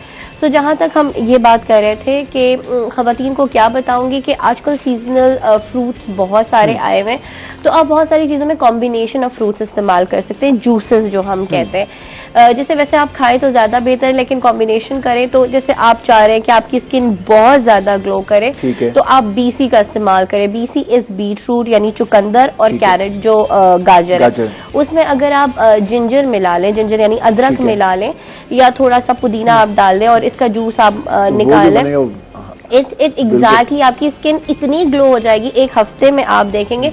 क्योंकि कैरेट जो है वो विटामिन ए रखता है और विटामिन, आपको पता है विटामिन ए जो है स्किन को बहुत ब्लश और ग्लो करता है, इवन एंटी एक्ने भी विटामिन ए है। तो बेसिकली आप ये यूजुअली हमारी जितनी भी एक्ने की प्रोडक्ट्स हैं उसमें विटामिन ए डेरिवेटिव्स यूज हो रहे होते हैं। तो सबसे बेहतर ये है कि आप ये चीजों का इस्तेमाल करें। अगर आपको हेल्दी लुकिंग स्किन चाहिए, क्लियर स्किन पे बेसिकली, तो उसमें क्यूकम्बर इज लाइक खीरा इतना बेस्ट है। खीरा हो गया, गाजर हो गया, गाजर के साथ यही अदरक। अच्छा, लोग कहते हैं अदरक क्यों, अदरक में ऐसी क्या खास बात है? अदरक में बेसिकली विटामिन B6 होता है और ये खुद भी एक एंटीऑक्सीडेंट है। मजे की बात यह है कि आजकल अदरक का रेट भी काफी कम है, एग्जैक्टली, और जो है अपनी स्किन को बेहतर बना सकते हैं। और लोग कहते हैं एंटीऑक्सीडेंट, बहुत सुनते हैं लोग एंटीऑक्सीडेंट, बट उनको पता नहीं एंटीऑक्सीडेंट क्या है। एंटीऑक्सीडेंट वो चीज होती है जो आपके डैमेज सेल्स को, जो आपकी चीज डैमेज हो चुकी होती है बॉडी को, उसको रिपेयर करता है। अगर आपकी स्किन कहीं से डैमेज है, आपके कोई ऑर्गन में डिफिशिएंसी, तो उसको वो रिकवर करता है। कुछ लोग मास्क का इस्तेमाल करते हैं, कुछ घर में कुछ बनाकर फिर अपने चेहरे पे लगा लिया, तो उसके लिए किन चीजों का इंतखाब करना? एग्जैक्टली, जैसे आपके घर में कॉफी तो पड़ी होगी, तो कोशिश करें कॉफी कम इस्तेमाल करें पीने में, लेकिन ये है कि कोका बटर है आपको, सॉरी कोका बटर कह रही हूँ मैं, कोका पाउडर जो है आपका, जो कॉफी का है, उसमें आप हनी तो बहुत अच्छी स्किन के लिए, और जितनी भी अभी प्रोडक्ट्स आप कुछ भी इस्तेमाल कर रहे हैं, अब घर में कुछ भी, उसमें हनी का इस्तेमाल जरूर करें। तो कोका पाउडर हो गया, हनी हो गया, साथ में उसमें अगर आप थोड़ा सा मिल्क ऐड कर लें और अपने चेहरे पे लगाएं तो वो वाइब्रेंट आपको एक ग्लो देगा। इसी तरह दही है, दही is a lactic acid. Lactic acid क्या होता है? Alpha hydroxy acid. उसमें क्या होता है, जो ऊपर के डेड सेल्स होते हैं वो रिमूव करता है, यानी वैसी यंग स्किन के लिए बहुत जरूरी है। लोग इतनी क्रीम्स लगाते हैं उनके अंदर की लेयर्स भी खत्म हो जाती है, नजर आना शुरू हो जाती है। बहुत सारी क्रीमें वगैरह, आप इन चीजों का इस्तेमाल करें। दही आपके घर में है, उसमें आप वही शहद डाल दें, आप थोड़ा सा वो ट्यूमेरिक, आप हल्दी जो हम घरों में इस्तेमाल करते हैं, ये घर की चीजें इतनी बेहतरीन है कि आप सोच नहीं सकते। तो वैसे वो आपका डेड स्किन रात को सोने से पहले ऑफ कोर्स प्लीज वेस्लिन की मोटी लेयर लगा के ना सोएं, क्योंकि अक्सर ये होता है कि जब हम मोटी लेयर वैसलीन की लगा के सोते हैं, जो स्किन को अपनी एक लिपिड बनानी होती है, अपना एक फैट या मॉइस्चराइजेशन होता है, वो खत्म हो जाता है। तो लोगों का है कि बहुत चिकनी क्रीम लगा के सोएंगे तो बहुत साफ और मॉइस्चराइज स्किन होगी, ऐसा बिल्कुल भी नहीं होता। बल्कि वैसलीन और ये पेट्रोलियम जेलीज वगैरह से और डलनेस, और ये जितनी भी बाहर क्रीमें आई हुई हैं जो बहुत चिकनी होती है, और ज्यादा आपकी स्किन डार्क हो जाती है। उससे बेटर मार्केट में आप जाएं जो प्रोडक्ट्स में शिया बटर और कोका बटर शामिल है, बहुत सारे ऐसे प्रोडक्ट्स हैं, शिया बटर, कोका बटर, वहां पे बहुत सारे लोग होते हैं, आप उनसे पूछ लें कोई प्रोडक्ट ऐसी हो, उसका इस्तेमाल करें तो वो ज्यादा आपके स्किन को हाइड्रेट और लास्ट में जिनकी ऑयली स्किन है उनको कितना ख्याल करना चाहिए? ऑयली स्किन भी यही सारी चीजें सफर वो करें, क्योंकि वो भी सफर करती है उस पे, लेकिन वो इतनी सफर नहीं कर रही होती जितना ड्राई स्किन वाले और नॉर्मल स्किन वाले सफर कर रहे होते हैं। तो इसमें इन चीजों का ख्याल करना है, और जो चीजें आपको फीफा ने बताई हैं, वाकई अगर इन चीजों का इस्तेमाल हम सब शुरू कर दें तो हमारी स्किन काफी ज्यादा बेहतर हो सकती है। मसला ये है कि हम सब एक शॉर्टकट के चक्कर में होते हैं, हम कहते हैं कि यार वो क्रीम्स लगा लें, ये सारा कुछ कर लें, उससे जो नेचुरल स्किन है वो काफी ज्यादा मुतासर होती है। अमर, लास्ट में नौजवानों को क्या कहना चाहेंगे, और उसके साथ साथ किस तरह से वो अपना ख्याल करें, और आप अपना एक्सपीरियंस जरा बता दें उनको कि किस तरह का आपका एक्सपीरियंस रहा इसमें, फिटनेस को मेंटेन रखने में, और किस अभी तक कैसे चल रहा है? अच्छा, एक तो मैं पहले सर्दियों के हवाले से मशवरा दे दूं कि सर्दियों में जो भी आप डाइट प्लान करते हैं, आप सॉल्ट्स का इस्तेमाल ज़्यादा करें। और जैसे अभी इन्होंने बात की थी कि आप कॉफ़ी जब इनटेक करते हैं तो आप बॉडी से मीन्स के मॉइस्चर भी स्किन से जाता है, और आप इवन जो डिहाइड्रेट कर रहे होते हैं बॉडी को, तो ज़्यादा पानी पीना ही सिर्फ इसका हल नहीं है, वाटर रिटेन करना वो भी उसके लिए ज़रूरी है, और सॉल्ट सबसे बेस्ट है, वो आपकी बॉडी में वाटर रिटेन करते हैं। तो आप थोड़ा सा नमक का इस्तेमाल ज़्यादा कर देते हैं तो सर्दियों में आपको काफ़ी इफेक्टिव होगा। मीन्स कि आप कम पानी भी पी रहे हैं, 2-3 लीटर भी पी रहे हैं तो भी चल जाएगा। और एक्सपीरियंस की बात करें, ये एक लाइफस्टाइल है, फिटनेस जो है, वर्कआउट आपको लाजमी करना है, मतलब आप इसको कोई इसका चीट नहीं है। अगर आपने कुछ अचीव करना है तो आपको जो उसके लिए रिक्वायरमेंट है वो आपको पूरी करनी है। आप चीट इमेजिन तो कर सकते हैं, ख्वाहिश कर सकते हैं कि चीट लग जाए या कम टाइम में हो जाए, बट होता नहीं है। आपको पूरा टाइम देना, और पूरे उतना वो जो आपको स्ट्रेंथ और जो एफर्ट आपको रिक्वायर्ड है वो आपको करनी ही पड़ती है। क्या समझते हैं अगर आप अपनी फिटनेस को इस तरह से ना लेके चलते तो आज अमर अली होते? बिल्कुल भी नहीं, चांस ही नहीं था। मतलब अगर इस वक्त मैं यहाँ पे बैठा हुआ हूँ या मैंने कुछ भी अचीव किया लाइफ में, तो वो एक सर्टेन रूटीन को डिसिप्लिन के साथ फॉलो करने से किया है। मैंने जितने कॉम्पिटिशन्स खेले हैं, पाकिस्तान को जितनी बार रिप्रेजेंट किया, इवन पाकिस्तान का फ्लैग कैरी करता रहा हूँ कॉम्पिटिशन्स में, तो वो सिर्फ उस डिसिप्लिन की वजह से हुआ है और उस एफर्ट और उस मेहनत की वजह से हुआ है। तो अगर वो मेहनत आप स्किप कर दें और मैं एक शॉर्टकट्स की तरफ भागूं तो आपको ना तो कहीं पे अमर नजर आएगा और ना वो सारी जो अचीवमेंट्स हैं वो नजर आएंगी। तो जो चीजें हैं जो आपका फिटनेस या सारी चीजें, डिसिप्लिन लाजमी है, चीजों को लेके चलना लाजमी है, और उसमें वही चीजें अगर हम इन चीजों को छोड़ दें, हम कहेंगे यार शॉर्टकट, आजकल प्रॉब्लम, हम दोबारा वही बात करेंगे, प्रॉब्लम यही है कि हम कहते हैं कि कम टाइम में हमें अच्छे नतीजे मिल जाएं, तो ये एक शॉर्ट टर्म के लिए तो हो सकता है, लेकिन लॉन्ग टर्म के लिए आपके लिए यकीनन ये नुकसानदेह चीजें हो सकती हैं, तो इसके लिए अवॉइड करना चाहिए। फीफा, खवातीन क्या करें हमारी, और हमारी जो फीमेल्स हैं, जो शादीशुदा खवातीन हैं, जो बाकी खवातीन हैं, उनको किस तरह से अपना ख्याल करना चाहिए, स्किन के हवाले से, अपनी डाइट के हवाले से, अपनी हेल्थ के हवाले से? अभी जैसे मैंने थोड़ी बहुत रूटीन बताई, मास्क वगैरह बताया, आप अपने घर में नॉर्मली आप इसको जारी रखें। और वही वाली बात है, शॉर्ट कमिंग्स लाइक आपने 10 क्रीमें मिला के लगा ली, या ये इन चीज़ों पे ना करें, और कोशिश करें कि हेल्दी डाइट लें। और अभी हम जूसेस वगैरह की बात कर रहे थे, फलों की बात कर रहे थे, हम मशरूबात की बात कर रहे थे, इस तरह की, क्योंकि जब अंदर खूबसूरत है तो आपका बाहर खूबसूरत है। That's what I have to say. तो इससे चेहरे पे जो झुर्रियां हैं वो भी खत्म हो सकती है? बिल्कुल। मैं एक मशरूब के बारे में बताना भूल गई थी, एंटी एजिंग, जिसमें आप स्ट्रॉबेरी जो आजकल सर्दियों में आएंगी बिल्कुल, प्लस आप उसमें कैरेट यानी गाजर शामिल कर दे, तो वो एंटी एजिंग के लिए सबसे बेहतरीन है, सबसे बेहतरीन है। अगर ये आप और सन से अवॉइड जरूर करें। ये जो गर्मियों वो सर्दियों में जाके हम सूरज के पास बैठ जाते हैं, क्योंकि अगर बादल भी हैं तो बादल जो है सूरज को ढांप रहे हैं, लेकिन जो अल्ट्रावायलेट रेज आ रहे हैं उनको बादल नहीं खत्म कर सकते, वो आपकी स्किन को डैमेज करेंगे ही करेंगे। तो इसके लिए भी आपने ख्याल करना है। आपका बहुत शुक्रिया, आपने Thank हमारे प्रोग्राम के लिए वक्त निकाला। अमर अली, आपका शुक्रिया, तफसीली बात हुई।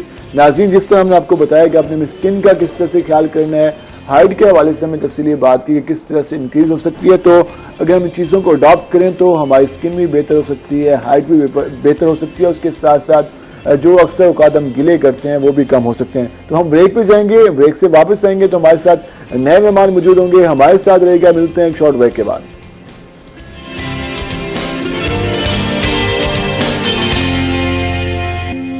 वेलकम बैक नाज़रीन। जिस तरह हमने आपको बताया था कि जब हम ब्रेक से वापस आएंगे तो हमारे साथ नए मेहमान मौजूद होंगे और पहले हम बात कर रहे थे स्किन के हवाले से बात की, हमने हाइट के हवाले से बात की, खूबसूरती के हवाले से बात की और अब हम मुख्तलिफ मौज़ूआत की तरफ जाएंगे और अब हम अपने सेगमेंट में जिन मौज़ूआत का इंतखाब करेंगे, एक और चीज़ जो हम आजकल हम पहले परेशानी रही और पूरे पाकिस्तान पूरी दुनिया ने देखा कोरोना की वबा को फेस किया और अभी भी फोर्स लहर जारी है उस हवाले से। लेकिन उसके साथ जैसे ही मौसम चेंज हुआ, गर्मी की शिद्दत में कमी आई तो उसके बाद डेंगू ने सर उठा लिया और डेंगू के रोजाना के मरीज हम देख रहे हैं। निश्चित हॉस्पिटल में इस हवाले से वार्ड भी बनाया गया है, वहाँ पर पेशेंट भी आ रहे हैं और वहाँ पर उनका इलाज भी जारी है।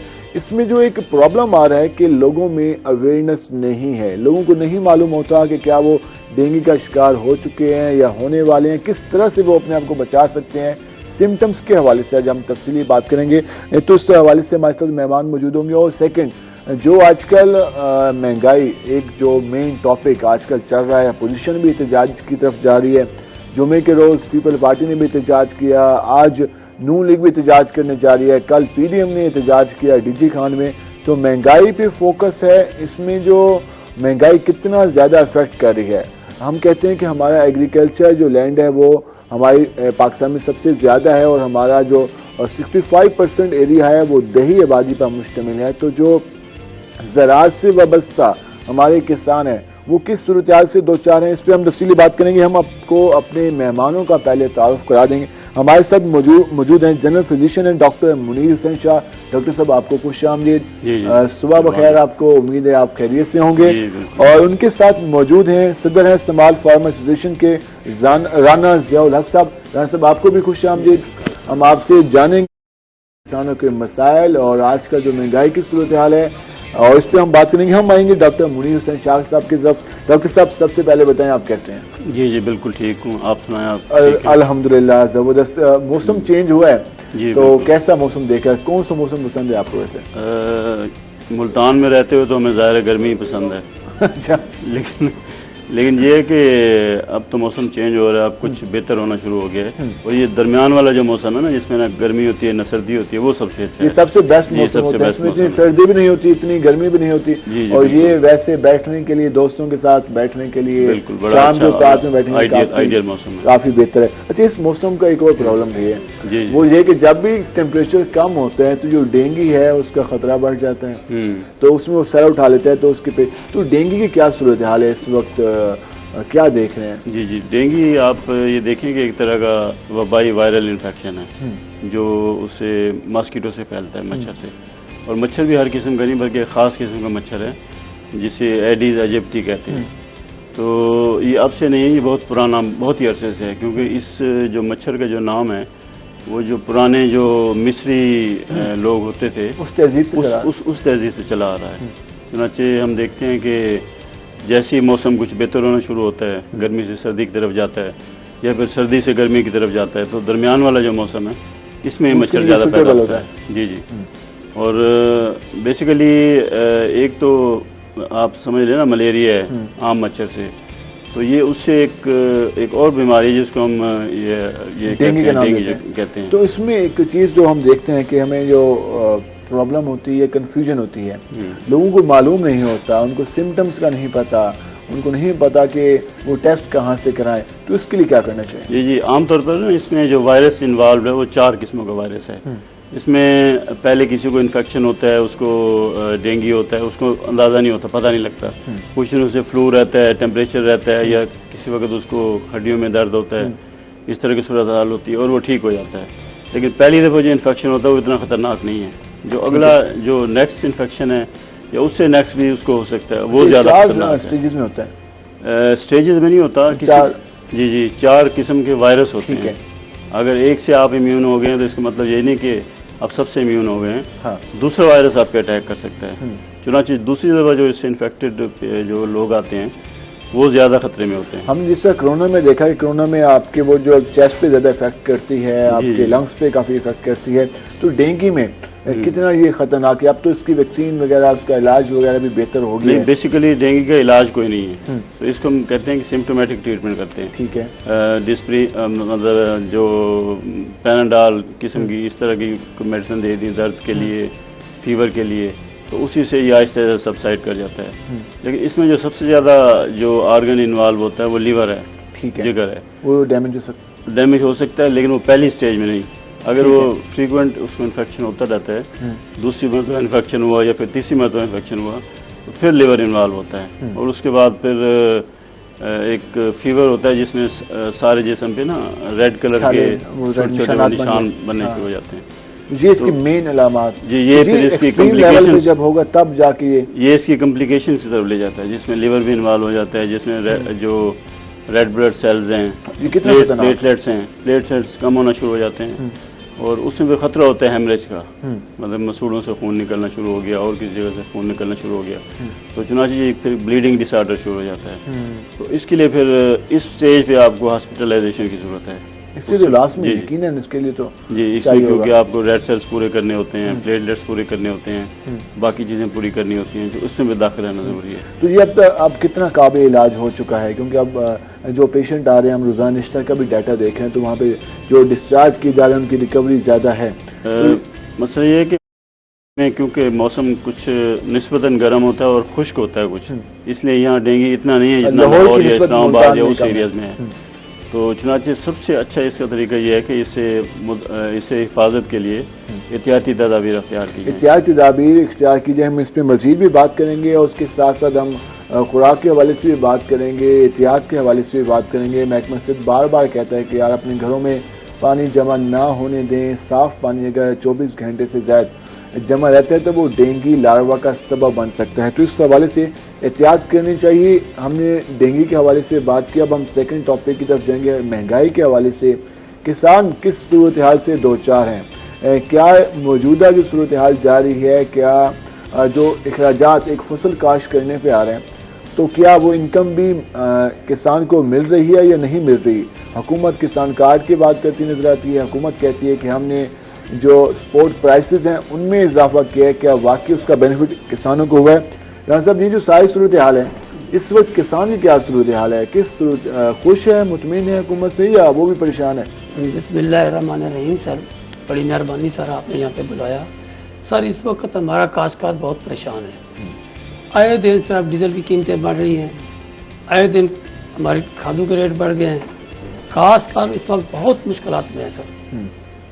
गवर्नमेंट सर सिर्फ जो है ना हमें ऐसे जनाब हम ये कर रहे हैं, कुछ भी नहीं हो रहा, कोई सब्सिडी नहीं मिल रही। खादों की आप बात कर रहे हैं, शॉर्टेज है, प्राइसेस में इजाफा हो चुका है।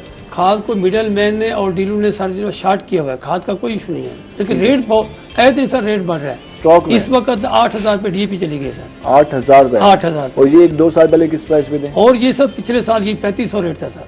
3500 से 8,000 से देखे जी। और मार्केट कंट्रोल करने वाला कोई नहीं? और मार्केट में कोई पूछने वाला नहीं है सर। इस रेट में कोई बेच रहा है, कोई पूछने वाला नहीं। रोजाना रेट बढ़ रहा है सर। इस तरह डीजल की हालत देख रहे हैं। छोटा काश्तकार हम सर 95% छोटे हार मारेगा, और ये बेचारे अल्लाह की रजा पे वो कर रहे हैं सर। आपकी एसोसिएशन एहतजाज भी करती है, इस सवाल से बातचीत भी करती है। हुकूमत क्या कहती नजर आती है? हुकूमत के जो नुमाइंदगान हैं उनसे कोई मुलाकातें हुई, वो क्या कहते नजर आते हैं? वो तो सर कल भी हमारे पास 2 मिनिस्टर थे, वो कहते जी सब्सिडी भी शुरू हो जाएगी। इस वक्त गंदम हमारी बहुत, पाकिस्तान एक ज़राई मुल्क है और गंदम में हम खुद कफील थे, लेकिन बदकिस्मती से बाहर से मंगवाते हैं। अब आटा जिस रेट पे जा रहा है, और जो अभी भी हम कह रहे हैं कि लास्ट में रशिया से मंगवाई थी, तो लास्ट में बात है जब कास्ट ज्यादा होगी तो किसान नहीं जा रहा। मैं वही कह रहा हूँ कि जनाब आप देखें कि 1800 रुपये में रेट किया सर, आज गंदम बाग 2300 में बिक रही है। ठीक है जी। जब हमने अभी कहा कि हमारा रेट बढ़ाएं, अगर रेट ना बढ़ा तो इस साल भी गंदम का बहरान पैदा हो जाएगा, और हुकूमत को चाहिए फिल फौर इसके ऊपर ऐलान करे रेट को। लेकिन हुकूमत कहती है कि अगर हम रेट का ऐलान करते हैं तो मजीद चीजें महंगी हो जाती हैं, जो आम आदमी उसको आटा नहीं मिलेगा। दूसरी जानब में किसान कहता है कि हमारे अखराजात काफी ज्यादा हैं, तो फिर किस तरह से इसको बनाया जाए? देखिए सर, हमारी लेबर के रेट बढ़ गए हैं, बिजली के रेट बढ़ गए हैं, खादों के रेट बढ़ गए हैं, हर चीज के रेट बढ़ गए हैं। तो हमें बताया अजनास का रेट तो बढ़ने ही बढ़ने। तो मिडल मैन जो है उसको ब्लैक मेलिंग कर लेता है सर, उसको स्टोर कर लेता है, बाद में वो फायदा ले लेता है और फार्मर को कोई फायदा नहीं हो रहा। किसान को जो किसान कार्ड का एक हुकूमत ने सिलसिला शुरू वो किया था। कार्ड तो शुरू किए हैं, लेकिन उसके ऊपर सर अभी तक सब्सिडी कोई शुरू नहीं है। अच्छा, सब्सिडी का आगाज नहीं सब्सिडी हुआ? का आगाज नहीं बल्कि हुआ अब जो नई फसल काश्त करने का भी टाइम है और सारा कुछ शुरू हो चुका है, जी। तो अभी तक सब्सिडी का वो आगाज हमें नहीं कहते हुआ। हैं जी हमारी शुरू हो गई, कोई अभी तक जनाब कोई सब्सिडी शुरू नहीं हुई। सब्सिडी का आगाज नहीं हुआ। ये अगर सूरत रहती है तो यकीनन जो हम बात करते हैं कि हमारा एक ज़रिए मुल्क है, लेकिन ज़रिए मुल्क से हम वो बेनिफिट कैसे उठा सकते हैं जब अगर हम किसान को वो एक अच्छा एनवायरनमेंट नहीं देंगे कि वो अपनी फसलें काश्त कर सकेगा और उसके बाद वो उससे कुछ इनकम हासिल कर सकेगा। अगर वो चीज़ें नहीं होंगी तो यकीनन उसको मुश्किलात का सामना होगा। डॉक्टर साहब, जिस तरह हम बात कर रहे थे डेंगू के हवाले से हमने बात की थी, तो ये जो आप बता रहे थे कि एहतियात कितनी लाजमी है। अब जो एहतियात महकमा सेहत बताता है तो लोग कहते हैं यार इतनी ज़्यादा हम नहीं कर सकते कि वो इसमें रहो, मच्छरदानियों में रहो, ये अपने स्किन को हर वक्त मसला ये है कि महकमा सेहत की कोशिश होती है कि लोगों को फ़ायदा हो, लोग मतलब सेहतमंद रहें, लोगों को तकलीफ ना उठानी पड़े और हॉस्पिटल से लोड ना पड़े। चुनाचे हिफाजती इकदाम बहुत ज़रूरी है। मसलन सबसे पहले जो आप चीज़ देखें, आप पूरे बाजुओं वाली कमीज़ पहने, ऐसी आप कोशिश करेंगे कम से कम आपका कोई पार्ट एक्सपोज हो, चुनाचे न मच्छर काटेगा ना उसका इन्फेक्शन फैलेगा। दूसरी बात है कि जो रिपेलेंट्स हैं, मॉस्किटो रिपेलेंट्स हैं, वो एक्सपोज पार्ट्स पे लगाएं ताकि मच्छर ना काटे। चुनाचे असूल ये है कि ना मच्छर होगा, ना वो काटेगा और ना आपकी बीमारी फैलेगी। दूसरा, जो घर में कुछ चीज़ें पड़ी होती हैं जिसमें पानी इकट्ठा हो जाता है, बारिश का पानी, या फिर लान में कुछ चीज़ें पड़ी हैं जिनमें साफ़ पानी रहता है, क्योंकि बेसिकली ये साफ़ पानी का मच्छर है और साफ पानी में जी। और इस तरह की जो जगह होती है जिनमें पानी होता है, गमलों में ज़्यादा अगर पानी इकट्ठा रहता है, और मतलब बेसिकली टायर्स थे जिससे इन्फेक्शन काफ़ी स्प्रेड हुआ दुनिया में। लास्ट में श्रीलंका में सबसे ज्यादा जैसे थाईलैंड से टायर आते थे, जैसे किसी और मुल्क से टायर आते, रोड पे पड़े रहते थे, उनमें पानी इकट्ठा होता रहता था बारिश का, उसके बाद लार्वा बनता था और फिर ये सारा इन्फेक्शन फैलता रहता था। उस वजह से ये सारा कुछ मतलब ज़्यादा इसका हुआ। दूसरी बात यह कि अगर मच्छरदानी लगा सकते हैं, अगर ज़रूरत है उसकी, अगर आप ओपन एयर में सोते हैं फिर तो आप मच्छरदानी ज़रूर लगाएं। कमरों में आप स्प्रे कर सकते हैं, मच्छरों को मार सकते हैं। आप सफाई का प्रॉपर इंतजाम करते हैं तो यकीन आप इन चीज़ों से बच सकते हैं। बिल्कुल बिल्कुल, सफाई का प्रॉपर इंतजाम, अपने आप को प्रॉपर अपने कपड़े पहनने, मॉस्किटो रिपेलेंट्स लगाने इस सीजन में, ये सारी चीज़ें आपको इस बीमारी से बचाती हैं। तो इसमें आपने जब हम पहले बात करें, आपने प्लेटलेट्स की बात की कि इसमें कम हो जाते हैं, जी। तो वो कितना ज़्यादा खतरनाक है इस सवाल? वो इसकी कम्प्लिकेशन है जो सबसे खतरनाक कम्प्लिकेशन है। जैसे प्लेटलेट्स कम होते हैं, प्लेटलेट्स का मकसद बेसिकली ब्लड को क्लॉट करना होता है, मतलब ब्लीडिंग एक्सेसिव हो गई उसको रोकना होता है। जैसे ही कम होते हैं वो ब्लीडिंग डिसऑर्डर शुरू हो जाते हैं, तो मसूड़ों से खून आना शुरू हो जाता है खुद ब खुद। किसी और जगह अगर जख्म लगे उससे खून बहना शुरू हो जाता है, फिर वो रुकता बहुत मतलब काफ़ी एफर्ट्स के बाद रुकता है। काफ़ी एफर्ट्स के बाद रुकता है और यकीनन ये काफ़ी ज़्यादा, अगर आप एहतियात नहीं करते और अगर आपको हल्की सी सिम्टम ज़ाहिर भी होना शुरू होते हैं और अपना इलाज प्रॉपर नहीं करना शुरू करते तो ये ज़्यादा ख़तरनाक हो सकता है, जिसके लिए एहतियात काफ़ी लाजमी है।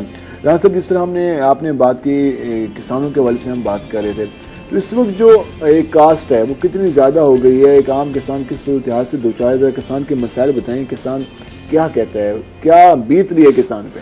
सर मैं तो आपको पहले ही बता चुका हूँ कि आए दिन रेट बढ़ रहे हैं सर, और ये कास्ट अगर इस वक्त कंट्रोल ना हुए तो शायद बहरान पैदा हो जाएगा गंदम का भी।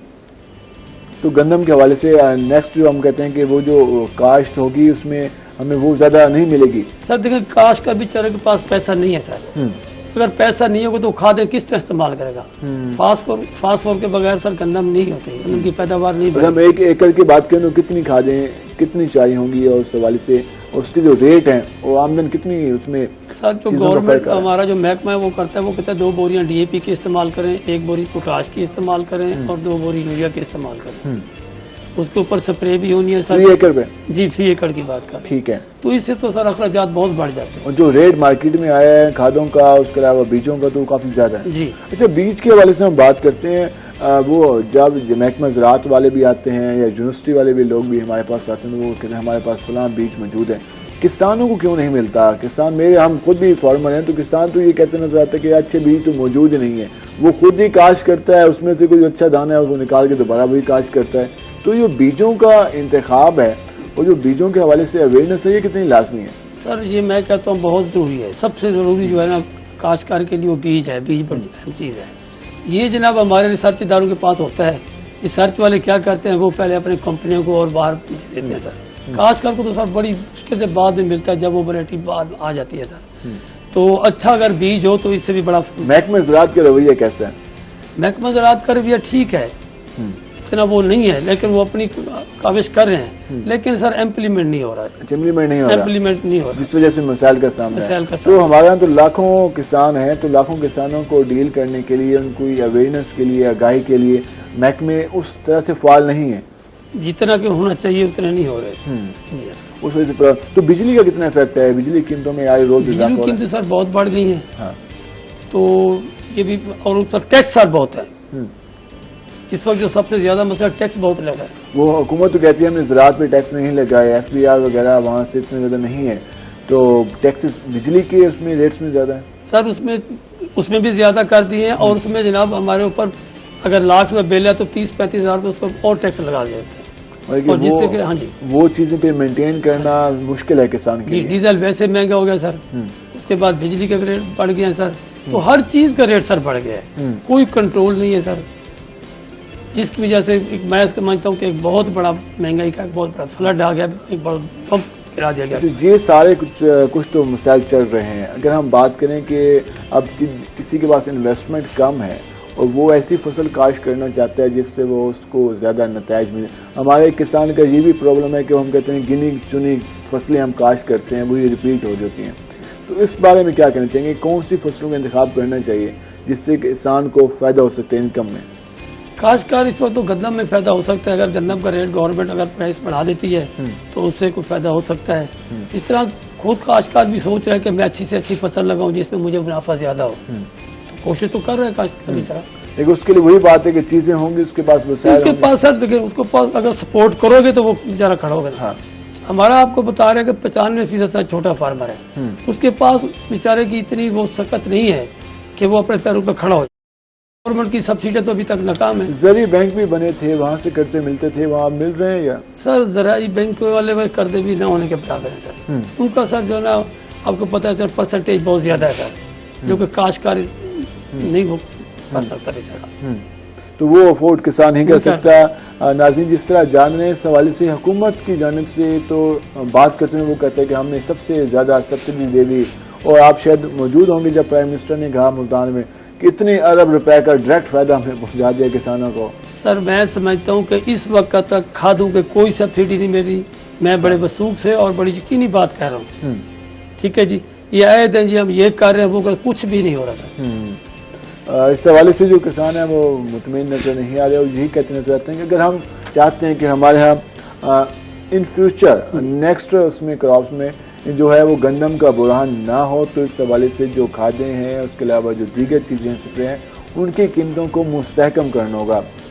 प्रॉब्लम यह है कि इस वक्त मार्केट में किसान को खाद दस्तयाब नहीं है। अगर दस्तयाब है तो वो इंतहाई महंगे रेट पे, 3500 रुपए लास्ट ईयर रेट था, अब 8000 रुपये अगर वो मिल रही है, तो एक आम किसान जो कि हमारे मुल्क का 95% है, तो वो किस तरह से उसको ले सकता है, किस तरह से वो यूज कर सकता है। अगर वो यूज करेगा, कम तादाद में यूज करेगा, तो यकीनन जो पैदावार होगी उसमें कमी आएगी, और जब पैदावार कम होगी तो यकीनन फिर आपको चीजें बाहर से इंपोर्ट करना पड़ेंगी, और फिर आपके डॉलर का भी रेट में इजाफा होगा, और आपके मुल्क से जो पहले जिनास बनती थी उनमें भी वाज़ह कमी होगी, और जो आम आदमी को जो चीजें कम रेट पे अवेलेबल थी उसकी रेट्स में भी इजाफा हो जाएगा जब आप चीजें बाहर से मंगवाएंगे।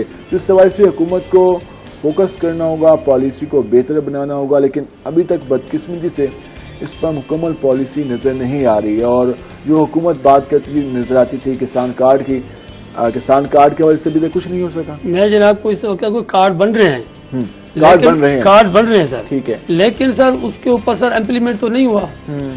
अभी गंदम लग रही है, अगर इस वक्त काश्तकार को पैसे मिल जाते तो मैं समझता हूं कि गंदम की पैदावार भी बढ़ जाती, और इस वक्त रेट भी बढ़ा दें, और इस वक्त सब्सिडियां भी शुरू कर दें, फिर तो काश्तकार को फायदा है सर। गंदम की जनाब बिजाई शुरू हो चुकी है। अगर हम उसकी फुटी की बात करें, कॉटन की बात करें, तो इस बार उसका रेट तो कुछ बेहतर रहा। सर कॉटन का रेट तो बेहतर रहा, लेकिन उसके अखराजात भी तो बढ़ गए ना सर। उसके अखराजात में इजाफा हो गया। एक और चीज़ है कि डायरेक्ट फायदा इसलिए नहीं हो सकता कि अखराजात काफ़ी ज़्यादा हो गए हैं।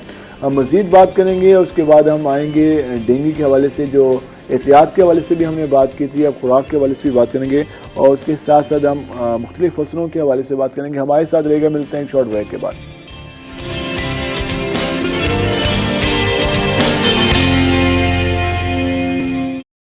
एक नाज़रीन, जिस तरह हमने तफसीली बात की किसानों के मसाइल के हवाले से और जो स्पोर्ट प्राइस हुकूमत ऐलान करती है, लेकिन जो किसान के अखराजात हैं फी एकड़ के हवाले से जिस तरह से उन्हें जिन अखराजात का सामने है, उस हवाले से किसानों का यही कहना है कि उसमें हमसे ये चीज़ें मैनेज करना मुश्किल है, क्योंकि जब अखराजात ज़्यादा होंगे, आमदन कम होगी, तो कौन इन्वेस्ट करना चाहेगा उस चीज़ पर।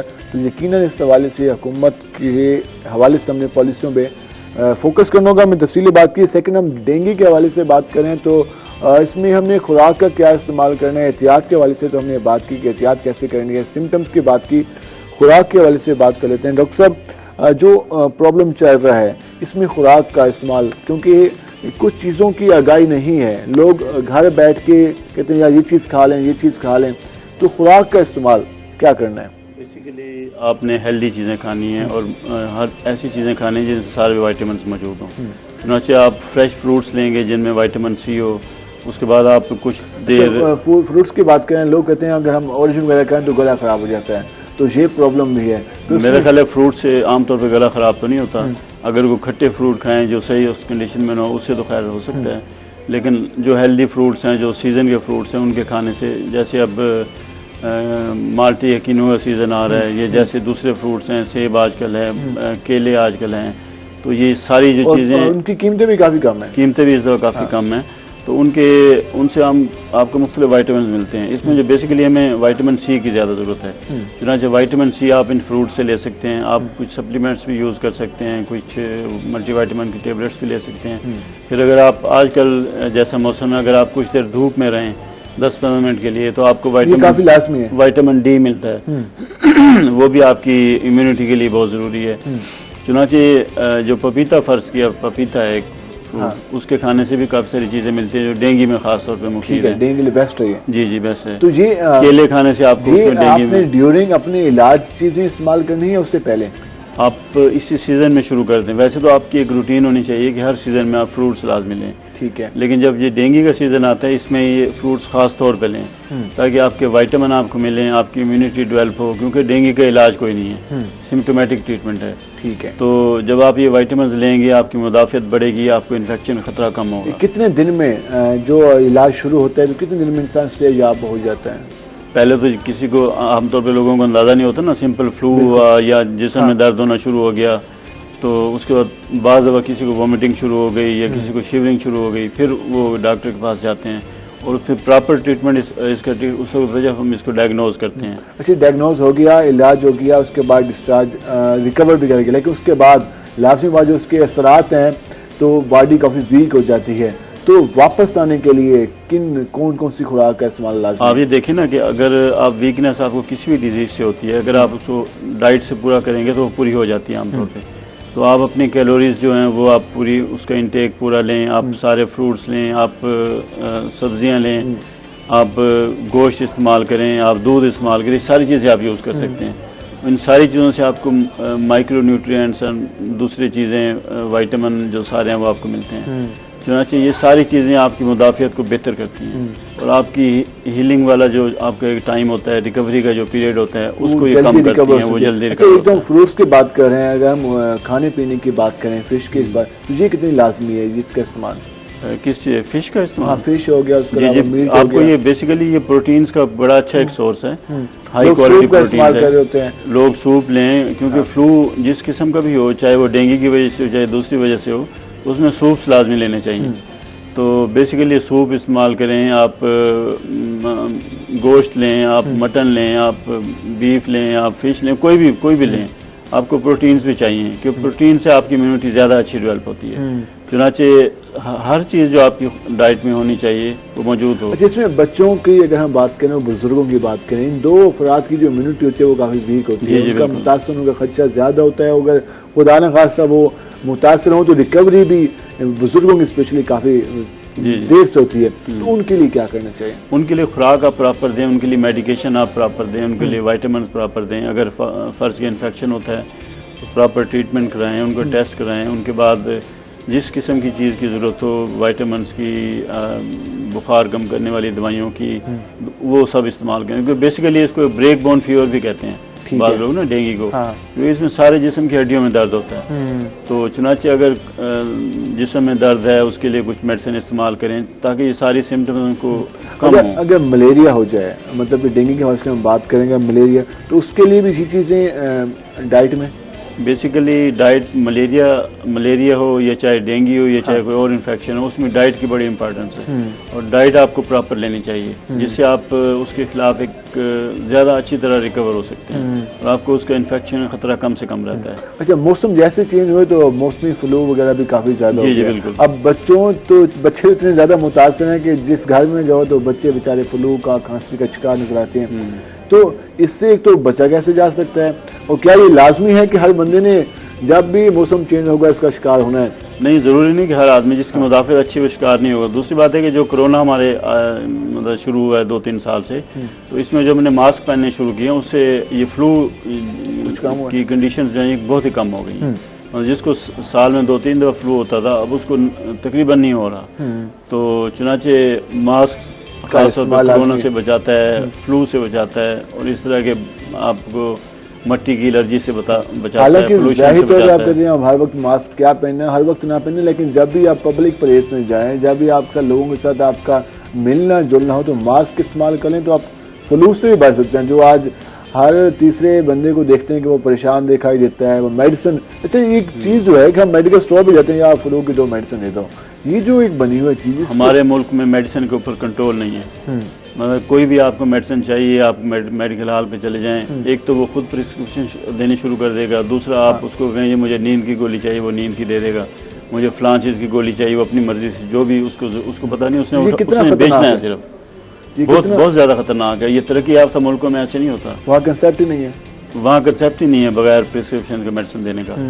तो लेकिन हमारे यहाँ बात जाते हैं, जब अल्लाह ना करे, जब आखिरी स्टेज होती है, जब कहते हैं अब खुद से कुछ नहीं हो रहा, तब डॉक्टर के पास जाना। बिल्कुल एंड के ऊपर डॉक्टर के पास जाते हैं, हालांकि पहले आना चाहिए। लेकिन ये गवर्नमेंट की सारी चीज़ें होनी चाहिए कि कंट्रोल करे, ड्रग्स पे खास तौर पर कंट्रोल करे। जो क्रैक्स में हमारे यहाँ बैठे हैं, जो इस हवाले से नीम हकीम खतरा जान होता है जिस तरह, तो जितने भी इस तरह के लोग बैठे हैं उनके खिलाफ कार्रवाई महकमा सेहत ने शुरू भी की थी, लेकिन अब कुछ दिनों से फिर चीज़ें रुकी हुई हैं, तो इस पर मजीद फोकस करना चाहिए। और जो अगर इस तरह का चीज़ें सामने भी आती हैं तो करीबी हॉस्पिटल में कम से कम डॉक्टर को दिखा दें, उसके मशवरे से मेडिसिन का इंतखाब करें, तो वो काफ़ी ज़्यादा बेहतर हो सकता है और इंसान जल्दी रिकवर कर सकता है। अपने उससे अगर शुरू करेंगे तो वो लाजमी बात है, वो ज़्यादा टाइम टेकिंग होगा। आप एंटीबायोटिक यूज़ करते रहेंगे, वो ज़्यादा आपके लिए खतरनाक बन सकता है। तो इस हवाले से एहतियात लाजमी है। राना साहब, जिस तरह हम फ्रूट्स की बात कर रहे हैं तो किसानों का गहरा ताल्लुक है, तो फ्रूट्स के क्या रेट है मार्केट में? हम देखते हैं रोजाना सब्जी मंडी में चीज़ें आ रही होती हैं, तो किसानों को फ्रूट प्राइसेस भी काफ़ी क्या रेट सही मिल रहे हैं? सर, जब हम मार्केट में लेके जाते हैं तो हमारा रेट बहुत कम मिलता है, जब वो बाहर जाता है तो बड़ा महंगा मिलता है। ये बहुत बड़ा मसला है काश्तकारों के लिए। अफगानिस्तान सप्लाई तो जारी थी, अब मैं वही कह रहा हूँ कि जनाब वहाँ से जो आते हैं किराया बहुत ज्यादा, कोयटा से आता है या पिशावर से आता है या सिंध से जो आता है उसका किराया तो सर बहुत ज्यादा है ना सर। जब हम मार्केट मंडी में देते हैं तो वो हमारे रेट बहुत कम लेते हैं, लोकल मार्केट में। जी, लोकल मार्केट में। जब यहाँ पे आते हैं, जब बाहर आप लेते हैं तो बहुत महंगी चीज मिलती है। अब किसी चीज को भी लेगा, अब भी आप देख ले 120 रुपए किलो आपको सेब मिलेगा। इस वक्त अगर केला 40 से 50 मार्केट में अगर कुछ सस्ता है तो केला ही है, बाकी आप किसी चीज को देख ले, सब्जी को देख ले तो महंगी है सर। अच्छा, टमाटर इस वक्त 120 रुपए किलो पे पहुंचा हुआ है, तो 100 रुपए 120 रुपए के हिसाब से फरोख्त हो रहा है, तो इसकी कीमतों में दोबारा से इजाफा हो रहा है? जी, दोबारा इजाफा बढ़ रहा है। इसकी रीजन क्या है? किसान लोकल टमाटर नहीं आ रहा है या बाहर से आ रहा है? ये सर बाहर से आ रहा है, जब हमारी लोकल चीज आती है तो उसका रेट आप देख लें बिल्कुल सस्ती होती है। तो पूरी दुनिया एक जा रही है, हम क्यों सीजनल एक चीज पे हैं? हर जगह ये हो रहा है कि वो पूरा साल ही चीजें चलती रहती हैं। तो हमारे यहाँ भी तो किसानों के हवाले से नहीं, अल्लाह का लाख लाख शुक्र है कि हमारे मुल्क में चारों सूबे में मुख्तलिफ हर चीज हर वक्त आप चीज मिलेगी आपको। कभी आप देखें टमाटर पूरा साल मिलता है, आपको खीरा मिलता है, पूरे साल में आपको हर सब्जी और फ्रूट मिल रहा है। लेकिन ये कि बात किसी से बाद का जब हमारी पंजाब में चीज उतरती है तो उस वक्त हर चीज का रेट बहुत कम होता है।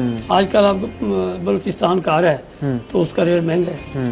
तो जब हमारा आएगा तीसरे महीने चौथे महीने में तो उसको रेट उस आपको 10 रुपए उसको रेट काफी कम हो जाएगा। बहुत तो ये जो जब इसकी प्राइस कम हो जाती है लोग तो खुश हो जाते हैं कि यार कीमत काफी कम हो लेकिन गई। काश्तकार का बहुत नुकसान होता है, काश्तकार को तो लॉस होता है। और सेम लास्ट टाइम आलू के हवाले से भी काफी था। मैं वही करो कि इस साल आलू बहुत लगा हुआ है। इस वक्त आपको 80 रुपए 100 रुपए मिलेगा। जब हमारा यहाँ का लोकल आएगा तो वही 20 रुपए।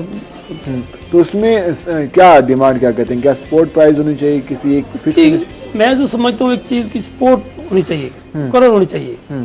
और मैं समझता हूँ कि ये कोई मसला नहीं होगा। क्योंकि दुनिया जहाँ में रेट्स हम कहते हैं चीनी की रेट मेंशन है, पेट्रोल डीजल के मेंशन है, तो इस सवाल से भी मेंशन तो नहीं है सर। आप डीजल को देखें, चीनी 15 दिन के लिए ये तो बढ़ते जा रहे हैं। 15 दिन के जो मेंशन होते हैं असूली तौर पे इनको मेंशन होना चाहिए सर। अच्छा, जो मार्केट कमेटी रेट निकालती है और एक जो हमारी सब्जी मंडी में जो नीलामी होती है, तो क्या इसमें कोई रेट जो मार्केट में मिल रहा होता है वो सही होता है? सर वहाँ पे काश्तकार को तो सर उसका फायदा सही नहीं होता। वहाँ आड़ती होते हैं, वहाँ पे देते हैं जो मिडल मैन है, मिडल मैन सर। मैं कह रहा हूँ काश्तकार तो बेचारा लास्ट में जाता है। वहाँ पे देखे अब आपको हमारी सब्जी जाके देख लें, हमारी गोभी आ रही है, शलगम आ रहा है, मुख्तलिफ सब्जी हमारी है, तो वहाँ पे हमें रेट बहुत कम मिलता है। लेकिन हम अगर हम उसकी बात करें तो उसमें रेट मिले भी हैं। जिस तरह अगर हम पीछे सब्जियों की बात कर रहे हैं, बैगन की बात कर लें, इस तरह से रेट काफी बेहतर रहे। 500 रुपए के हिसाब से वो शॉप पर वो जो उनका 5-10 किलो फरोख्त हो रहा है मंडी में, तो रेट बेहतर भी रहे हैं। लेकिन आजकल देखिए आजकल वही बैंगन 20 रुपए मिल रहे हैं। अभी वो कम हो गए, अभी वो सीजन का भी फर्क है। तो इसमें मजीद भी बात करेंगे, हमारे साथ रहेगा। मिलते हैं एक शॉर्ट ब्रेक के बाद।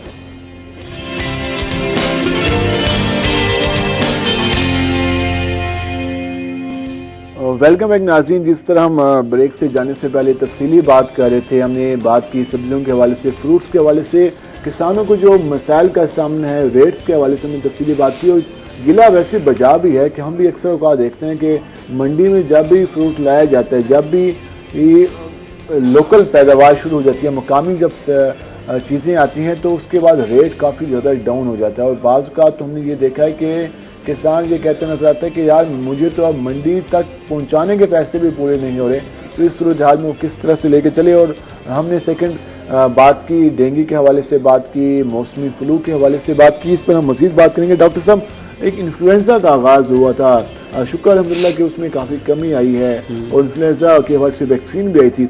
तो इन्फ्लुएंजा कितना खतरनाक है इस मौसम में, क्योंकि वो भी अक्टूबर नवंबर में उसका अटैक होना शुरू हो जाता है। तो उस हवाले से क्या ख्याल करना चाहिए? मेरा ख्याल है जो इन्फ्लुएंजा कम होगा उसकी वजह से, जो कोविड की वजह से, क्योंकि लोग मास्क इस्तेमाल कर रहे हैं, यूज़ कर रहे हैं और बेसिकली एक दूसरे से सोशल डिस्टेंसिंग रख रहे हैं, उसमें इसका इन्फेक्शन काफ़ी कम हो जाता है, क्योंकि एक से दूसरे में ट्रांसफ़र होता है। तो चुनाचे इस लिहाज से अगर आप देखें तो इंशाल्लाह इस दफा कम होगा, उसका कम होगा। तो कोविड ने हमारी सूरत हेल्थ सिस्टम को कितना बेहतर किया? कोविड ने तो हमारे हेल्थ सिस्टम को बड़ा बेहतर किया। उसके अलावा डेंगू में भी पिछली गवर्नमेंट ने बड़ा अच्छा काम किया था। इस गवर्नमेंट ने भी बहुत ही अच्छा काम किया है। डेंगू हमारा जैसे ही डायग्नोज होता है उसकी प्रॉपर ट्रीटमेंट करते हैं, हॉस्पिटलाइज करते हैं, बनाए हुए हैं जी बिल्कुल, जी सारा कुछ सेट किया हुआ है। और इस तरह आपने देखा कि पहले की निस्बत अब काफी कम हो गया डेंगू। तो पहले बहुत चीजें बेहतर हो रही हैं इंशाल्लाह। पहले गिला करते थे कि हमारा हेल्थ सिस्टम काफी वीक है। अब कोई भी अल्लाह माफ करे जो पेंडेमिक आती है उसको फेस करने के लिए हम तैयार हैं। बेसिकली हेल्थ एजुकेशन बहुत जरूरी है। तो मुख्तलिफ लेवल्स पे अगर हेल्थ एजुकेशन हो तो लोग थोड़े से ज्यादा कॉन्शियस हो जाते हैं और इस तरह बीमारी की स्प्रेड जो है वो रुक जाती है। जिस तरह वैक्सीन के हवाले से पहले लोगों का बिहेवियर अब काफी बेहतर हो गया बिहेवियर। अब जी बिल्कुल। लेकिन बहुत से इकदाम ऐसे हैं ना जिसकी वजह से जो ना भी करवाना चाहते थे वैक्सीन उन्होंने भी करवा ली, जैसे मोबाइल की सिम बंद कर दी, प्लान कर दी, ये कर दी, मॉल में नहीं जा सकते, बस में नहीं बैठ सकते। तो ये कि ऐसे अच्छे इकदाम आते हैं जिसकी वजह से लोगों ने वैक्सीनेशन की तरफ फिर पूरी तवज्जो दी, वैक्सीनेशन करवाई। अच्छा, लोग हमारी चीज अडॉप्ट बहुत कम करते हैं या देर से करते हैं, पता नहीं क्या रीजन है इसकी? बस हमारा एक ओवरऑल कौम का ये एक मिजाज बन गया है कि फौरी तवज्जो नहीं करेंगे। जब देखेंगे बिल्कुल एक चीज़ हाथ से बाहर जा रही है तो फिर वो उसकी तरफ तवज्जो करेंगे, तब उसकी तरफ जाएंगे। जी, तब जी, बिल्कुल। उसमें के तब उसके जो उस तरफ जब जाएंगे ना, उस वक्त प्रॉब्लम ये होता है कि उस वक्त वो आप पे इफेक्ट कर चुकी होती है। तो उस वक्त वही होता है, आप क्या पछताए हो जब चिड़ियां चुग गई खेत। जी, तो बिल्कुल। उस वक्त एहतियात का क्या फायदा जब हो जाते हैं, जब आपकी इम्यूनिटी काफी वीक हो जाती है। तो एहतियात इलाज से बहुत बेहतर है। ना अल्लाह ना करे कि आप हॉस्पिटल में जाए या हम में से कोई जाए, इसलिए एहतियात लाजमी करें, क्योंकि ये मौसम आज सारी डिबेट करने का मकसद ये है कि हम एहतियात करें और जो चीज़ मौजूद है, हम एक तो चीज़ मानने को तैयार नहीं होते। अगर एक वबा मौजूद है तो उसको माने, उससे बचें, खुद को भी बचाएं, अपनी फैमिली को भी, अपने बच्चों को भी बचाएं, ताकि वो इस सारी कंडीशन से महफूज रह सकें और हमारा माशरा बेहतर रह सके। डॉक्टर साहब, ये जो हम जिस तरह बात कर रहे हैं, इन्फ्लुएंजा के हवाले से बात हुई, कोविड के हवाले से बात की, हमने डेंगू के हवाले से बात की, आजकल टाइफाइड बुखार काफ़ी ज़्यादा लोगों को हो रहा है, तो इस हवाले से क्या एहतियात? टाइफाइड बेसिकली हमारी सैनिटेशन हमारी सही नहीं है, हमारी सफाई ठीक नहीं है। इस्लाम ने जिस पे हमें हुक्म दिया है कि साफ रहें, अपने कपड़े साफ रखें, साफ हर चीज़ होनी चाहिए, वो हमारे पास नहीं है। चुनाचे पानी जो है वो इन्फेक्टेड होता है, पोल्यूटेड होता है, वो सही साफ नहीं होता। खाने की चीज़ें हम बाहर से लेके खा रहे होते हैं, वो साफ नहीं होती। खास तौर पे ये गोलगप्पे और ये फलां चीज़, ये समोसे, ये बिल्कुल चाहिए। तो इसमें जब टाइफाइड का इन्फेक्शन होगा तो वो स्प्रेड करेगा। अच्छा, ये इन्फेक्शन के थ्रू ये भी फैलता है? जी, इन्फेक्शन के थ्रू फैलता है। तो उसमें एक पहले बुखार हुआ है, पहले दिन पैराडोल लेके गुजारा कर लिया, फिर 2-3 दिन रहा, फिर जब चेकअप करने के लिए गया, टेस्ट कराने पर यार ये तो टाइफाइड। अक्सर लोग फिर इसमें कैरियर्स होते हैं। हाँ। वो खुद इन्फेक्टेड हो चुके होते हैं, लेकिन वो उनमें सिम्टम्स नहीं होती, लेकिन दूसरों को इन्फेक्ट कर सकते हैं। चुनाचे ज़्यादातर मेजॉरिटी में लोग कैरियर्स बन जाते हैं और उसको स्प्रेड करते रहते हैं डिजीज़ को। इस तरह मतलब बहुत सारे लोग इससे मुतासर होते हैं, फिर ट्रीटमेंट पे काफ़ी उनके अखराजात चलते हैं। तो उसमें वही बात है कि इलाज से इतिहास बेहतर है। दूसरी बात है वो ट्रीटमेंट भी पूरी नहीं करते। एक चीज़ है कि 2 दिन बाद फर्क आ गया तो कहा नहीं। मसलन अगर हमने 14 डेज के लिए हमने मेडिसिन प्रिस्क्राइब किए हैं तो पता लगेगा उन्होंने 5वें दिन बंद कर दिए। हाँ, बिल्कुल ऐसे ही होता है। बेफिक्र हो गए, अब ठीक है। तो चुनाचे ये जो रवैया ये भी ठीक नहीं है। उसके बाद फिर महीने बाद दोबारा हो जाता है, फिर दोबारा इन्फेक्शन होता है, फिर पता लगता है कि पहली एंटीबायोटिक्स उससे रेजिस्टेंट। अच्छा, जो एंटीबायोटिक का मुसलसल इस्तेमाल है वो कितना खतरनाक है? वो लास्ट टाइम एंटीबायोटिक्स हमेशा आपको डॉक्टर के मशवरे से यूज करनी चाहिए। मेजॉरिटी बहुत सी कंडीशन ऐसे हल्का सा गला खराब होता है तो एंटीबायोटिक ले लेते हैं। मतलब डेंगू में एंटीबायोटिक की जरूरत नहीं, क्योंकि बैक्टीरियल इन्फेक्शन नहीं है, वायरल इन्फेक्शन है। इस तरह आपको देखें कि इसमें हम पीछे जो कोविड जो चल रहा है, इसमें एंटीबायोटिक की जरूरत आमतौर पर नहीं होती। अगर साथ उसकी कम्प्लिकेशन है कोई इन्फेक्शन बैक्टीरिया, फिर हम उसको यूज़ कराते हैं। चुनाचे बहुत ही कम उसका इस्तेमाल है, लेकिन हमारे मुल्क में बहुत ज़्यादा है, क्वैकली बहुत ज़्यादा है और एंटीबायोटिक्स का बेदरे। बल्कि जब आपका गला से हल्का सा खराब होता है आप एंटीबायोटिक लेते हैं, जब टाइफाइड होता है तब वो असर नहीं करती आप पे। बिल्कुल ऐसे ही है। ये चीज़ें हैं, तो इसमें जो एंटीबायोटिक हम इस्तेमाल करते हैं अपनी मर्जी से जो इस्तेमाल करते हैं, तो ये खुदा के लिए कुछ अपने पे रहम कर लें, क्योंकि अक्सर हम देखते हैं कि आज जब भी कुछ हल्का सा प्रॉब्लम होता है, हल्का सा फ्लू हुआ, हल्का सा गला खराब हुआ, तो फौरी मेडिकल स्टोर पे गए, मेडिकल हॉल पे गए और 2-3 एंटीबायोटिक लिए, वो यूज़ करना शुरू कर दी। ये नुकसानदेह है आपके लिए। अगर खुदा ना खास्ता कोई आपको दीगर बीमारी होती है तो वो एंटीबायोटिक आप पे इफेक्ट ही नहीं करेंगी, क्योंकि वो आपकी बॉडी पहले से वो यूज़ कर रही थी हल्के से बुखार के लिए, हल्के से गले खराब के लिए, तो वो किस तरह से टाइफाइड या दीगर चीज़ों का मुकाबला कर सकती है। तो इसके हवाले से भी एहतियात काफ़ी लाजमी है। राना साहब, जिस तरह हमने बात की सब्जियों के हवाले से, मार्केट के हवाले से बात की, अभी जो आपकी बातों से लग रहा है वही है कि हुकूमत अभी हाथ पकड़ाने को तैयार नहीं है, हुकूमत किसान का साथ देने को तैयार नहीं है। अगर ये सिलसिला चलता रहता है, पेट्रोलियम मसनूआत चले इस माह तो महंगी नहीं हो रही जो 15-20 दिन है, आगे नहीं पता क्या सूरत हाल बनती। अगर ये सूरत हाल चलती रहती है तो ये कितना ज़्यादा मुश्किल हो जाएगा किसान को, अपने जो खेत से मोहब्बत है उससे क्या होगा, फिर कहाँ तक जाएगा किसान? देखिए, मैं तो समझता हूँ पाकिस्तान को एक वैध ज़राअत ही है जो इसको बचा सकती है। गवर्नमेंट को इसके ऊपर सोचना चाहिए, फिर और सोचना चाहिए, इसकी पॉलिसियाँ अच्छी हों। पॉलिसी नजर आ रही है? पॉलिसी अच्छी नहीं बना रही। पॉलिसी हमारी बनती है कमरों में बंद, इस्लामाबाद में।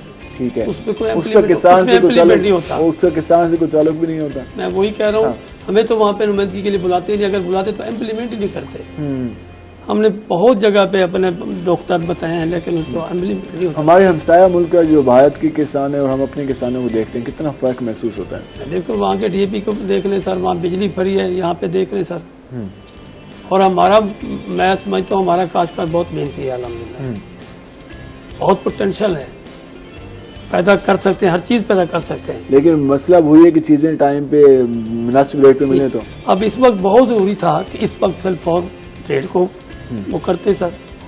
जब किसी चीज का रेट अनाउंस हो जाता है तो कितना बेनिफिट रहता है? मैं समझता हूँ इन्होंने कपास के ऊपर रेट 5000 किया है, हाँ। तो उस पर देकर प्रोडक्शन बढ़ गई।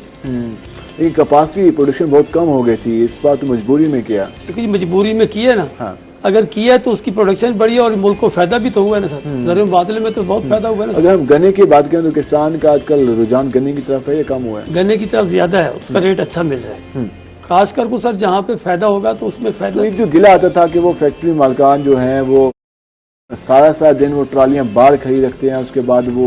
मैं समझता हूँ कि बड़े अरसे बाद पहली दफा थोड़ी सी हुकूमत ने गन्ने के ऊपर सोचा है, वक्त से पहले सोचा है, तो उसको कंट्रोल कर लिया। और इस साल जो है ना उसके ऊपर जो भी उन्होंने पॉलिसी बनाई है, मैं समझता हूँ इस वक्त बहुत अच्छी पॉलिसी बनाई। उस पे आप अगर पॉलिसी बनाई है तो इस वक्त गन्ने में बहुत अच्छी पॉलिसी। उस पे आप लोग मुतमिन नजर आ रहे हैं? उस पे आप मुतमिन नजर आ रहे हैं। पिछले साल बहुत अच्छा रेट मिला, रेट मिला तो लोग। अच्छा, किसानों से एक ये भी कहा जाता है कि जब भी एक साल रेट मिलता है तो उसके बाद सारे किसान उसी तरफ चले जाते हैं, तो उसके बाद वो डिमांड ज्यादा, सप्लाई ज्यादा हो जाती है, डिमांड कम होती है, तो रेट खुद ब खुद कम हो जाता है। लेकिन सर हमारा गन्ना जिस रेट पे ले रहे हैं, चीनी तो उस रेट पे नहीं मिल रही। जिस रेट पे हमारे से गन्ना लिया जा रहा है सर, चीनी तो उस रेट पे नहीं। चीनी तो मार्केट में वैसे 90 रुपीज हुकूमत दे रही है और मार्केट के 110 रुपए 20 रुपए मिल रही है। मैं वही समझता हूँ कि गवर्नमेंट को चाहिए कि इसके ऊपर कंट्रोल करें, इसके ऊपर कमेटियां, मार्केट आपसी कमेटियां बनाई जाए जिसको कंट्रोल करें। किसान नुमाइंदों को शामिल नहीं किया जाता?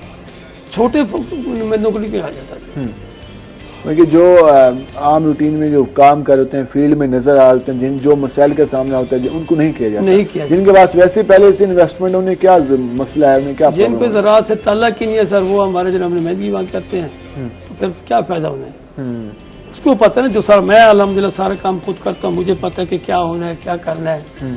ठीक है जी, अगर हुकूमत इस पे सोचे तो खासकर हमारा बहुत कुछ कर सकता है। हमें बाहर से जरूरत नहीं पड़ेगी गन्ना मंगवाने की। इसके ऊपर आज रेटों को कम करें, इसका फिलहाल डिमांड क्या है आपकी? हुकूमत से क्या डिमांड करना चाहेंगे आप? हम कहते हैं वो जो इंटरनेशनल रेट चल रहा है 2200 रुपये तक करें सर। 2200 में भी ज्यादा महंगी हो जाएगी, उसमें तो फिर आम लोगों को आटा नहीं मिलेगा। सर खादें सस्ती कर दें, डीजल सस्ती कर दें, हम तो कहते हैं 1500 रुपये कर दें, हमें तो कोई फर्क नहीं पड़ता। लेकिन अगर हमारे अखराजात सर बढ़े तो हम कह रहे हैं ना, वरना हमें कोई जरूरत नहीं। खादों का रेट कम कर दें, डीजल का रेट कम कर दें, बिजली का रेट कम कर दें, तो हमें कम कर दें, हमें कोई इशू नहीं। जी, मुतालबा है कि अगर हुकूमत चाहती है कि वो कीमत ज्यादा ना इंक्रीज हो तो उसके मुकाबले में जो डीजल हैं, खाद्य हैं, उनकी कीमतों में कमी की जाए। डॉक्टर साहब, लास्ट में क्या पैगाम देना चाहेंगे हमारी पब्लिक को, ऑडियंस को? पैगाम ये है कि जो एहतियात है वो इलाज से ज़्यादा बेहतर है। एहतियात अगर आप करते हैं तो बीमारियों से बचते हैं, बहुत सारी चीज़ों से बचते हैं। आप अपने टाइम जो आपका ज़ाया होता है, आपका बिजनेस मुतासर होता है, आपकी सारी चीज़ें मुतासर होती हैं, फैमिली लाइफ मुतासर होती है। चुनांचे एहतियात करें, ख़ासकर आजकल डेंगू के मौसम में पूरे बाजू वाली जो है शर्ट्स या कमीज़ पहने। उसके अलावा कोशिश करें कि पानी आपके घर में इकट्ठा ना हो। उसके अलावा अगर चीज़ें इससे बच सकें। डॉक्टर साहब बहुत शुक्रिया हमारे प्रोग्राम में, ज़ियाउल हक साहब आपको शुक्रिया हमारे प्रोग्राम में तफसीली बात हुई। नाज़रीन, एहतियात लाजमी करनी है, एहतियात के बगैर कुछ नहीं है, क्योंकि जब आप खुदा न खास्ता किसी बीमारी का शिकार होते हैं उसके बाद आपको तो सर्व करना पड़ता है, आपकी पूरी फैमिली को भी परेशानी का सामना होता है। उसके बाद आपको जो रिकवर होने के बाद भी जो आपको वीकनेस का सामना करना पड़ता है, तो ये काफ़ी ज़्यादा प्रॉब्लम होता है। तो इसके लिए एहतियात काफ़ी लाजमी है। सेकेंड, जिस तरह हमने किसानों के हवाले से बात की, वही मुतालबा डिमांड्स आ रही हैं कि हुकूमत इस हवाले से जो महंगाई है, जो पेट्रोलियम मसनूआत हैं, उसके अलावा दीगर चीज़ें, उनकी कीमतों में कमी करे ताकि जो किसान है, उसके अलावा जो आम आदमी है, उसको रिलीफ मिल सके। आज के प्रोग्राम से अपने मेज़बान बिलाल खान नियाज़ी को इजाज़त दीजिए। अल्लाह नेगेबान।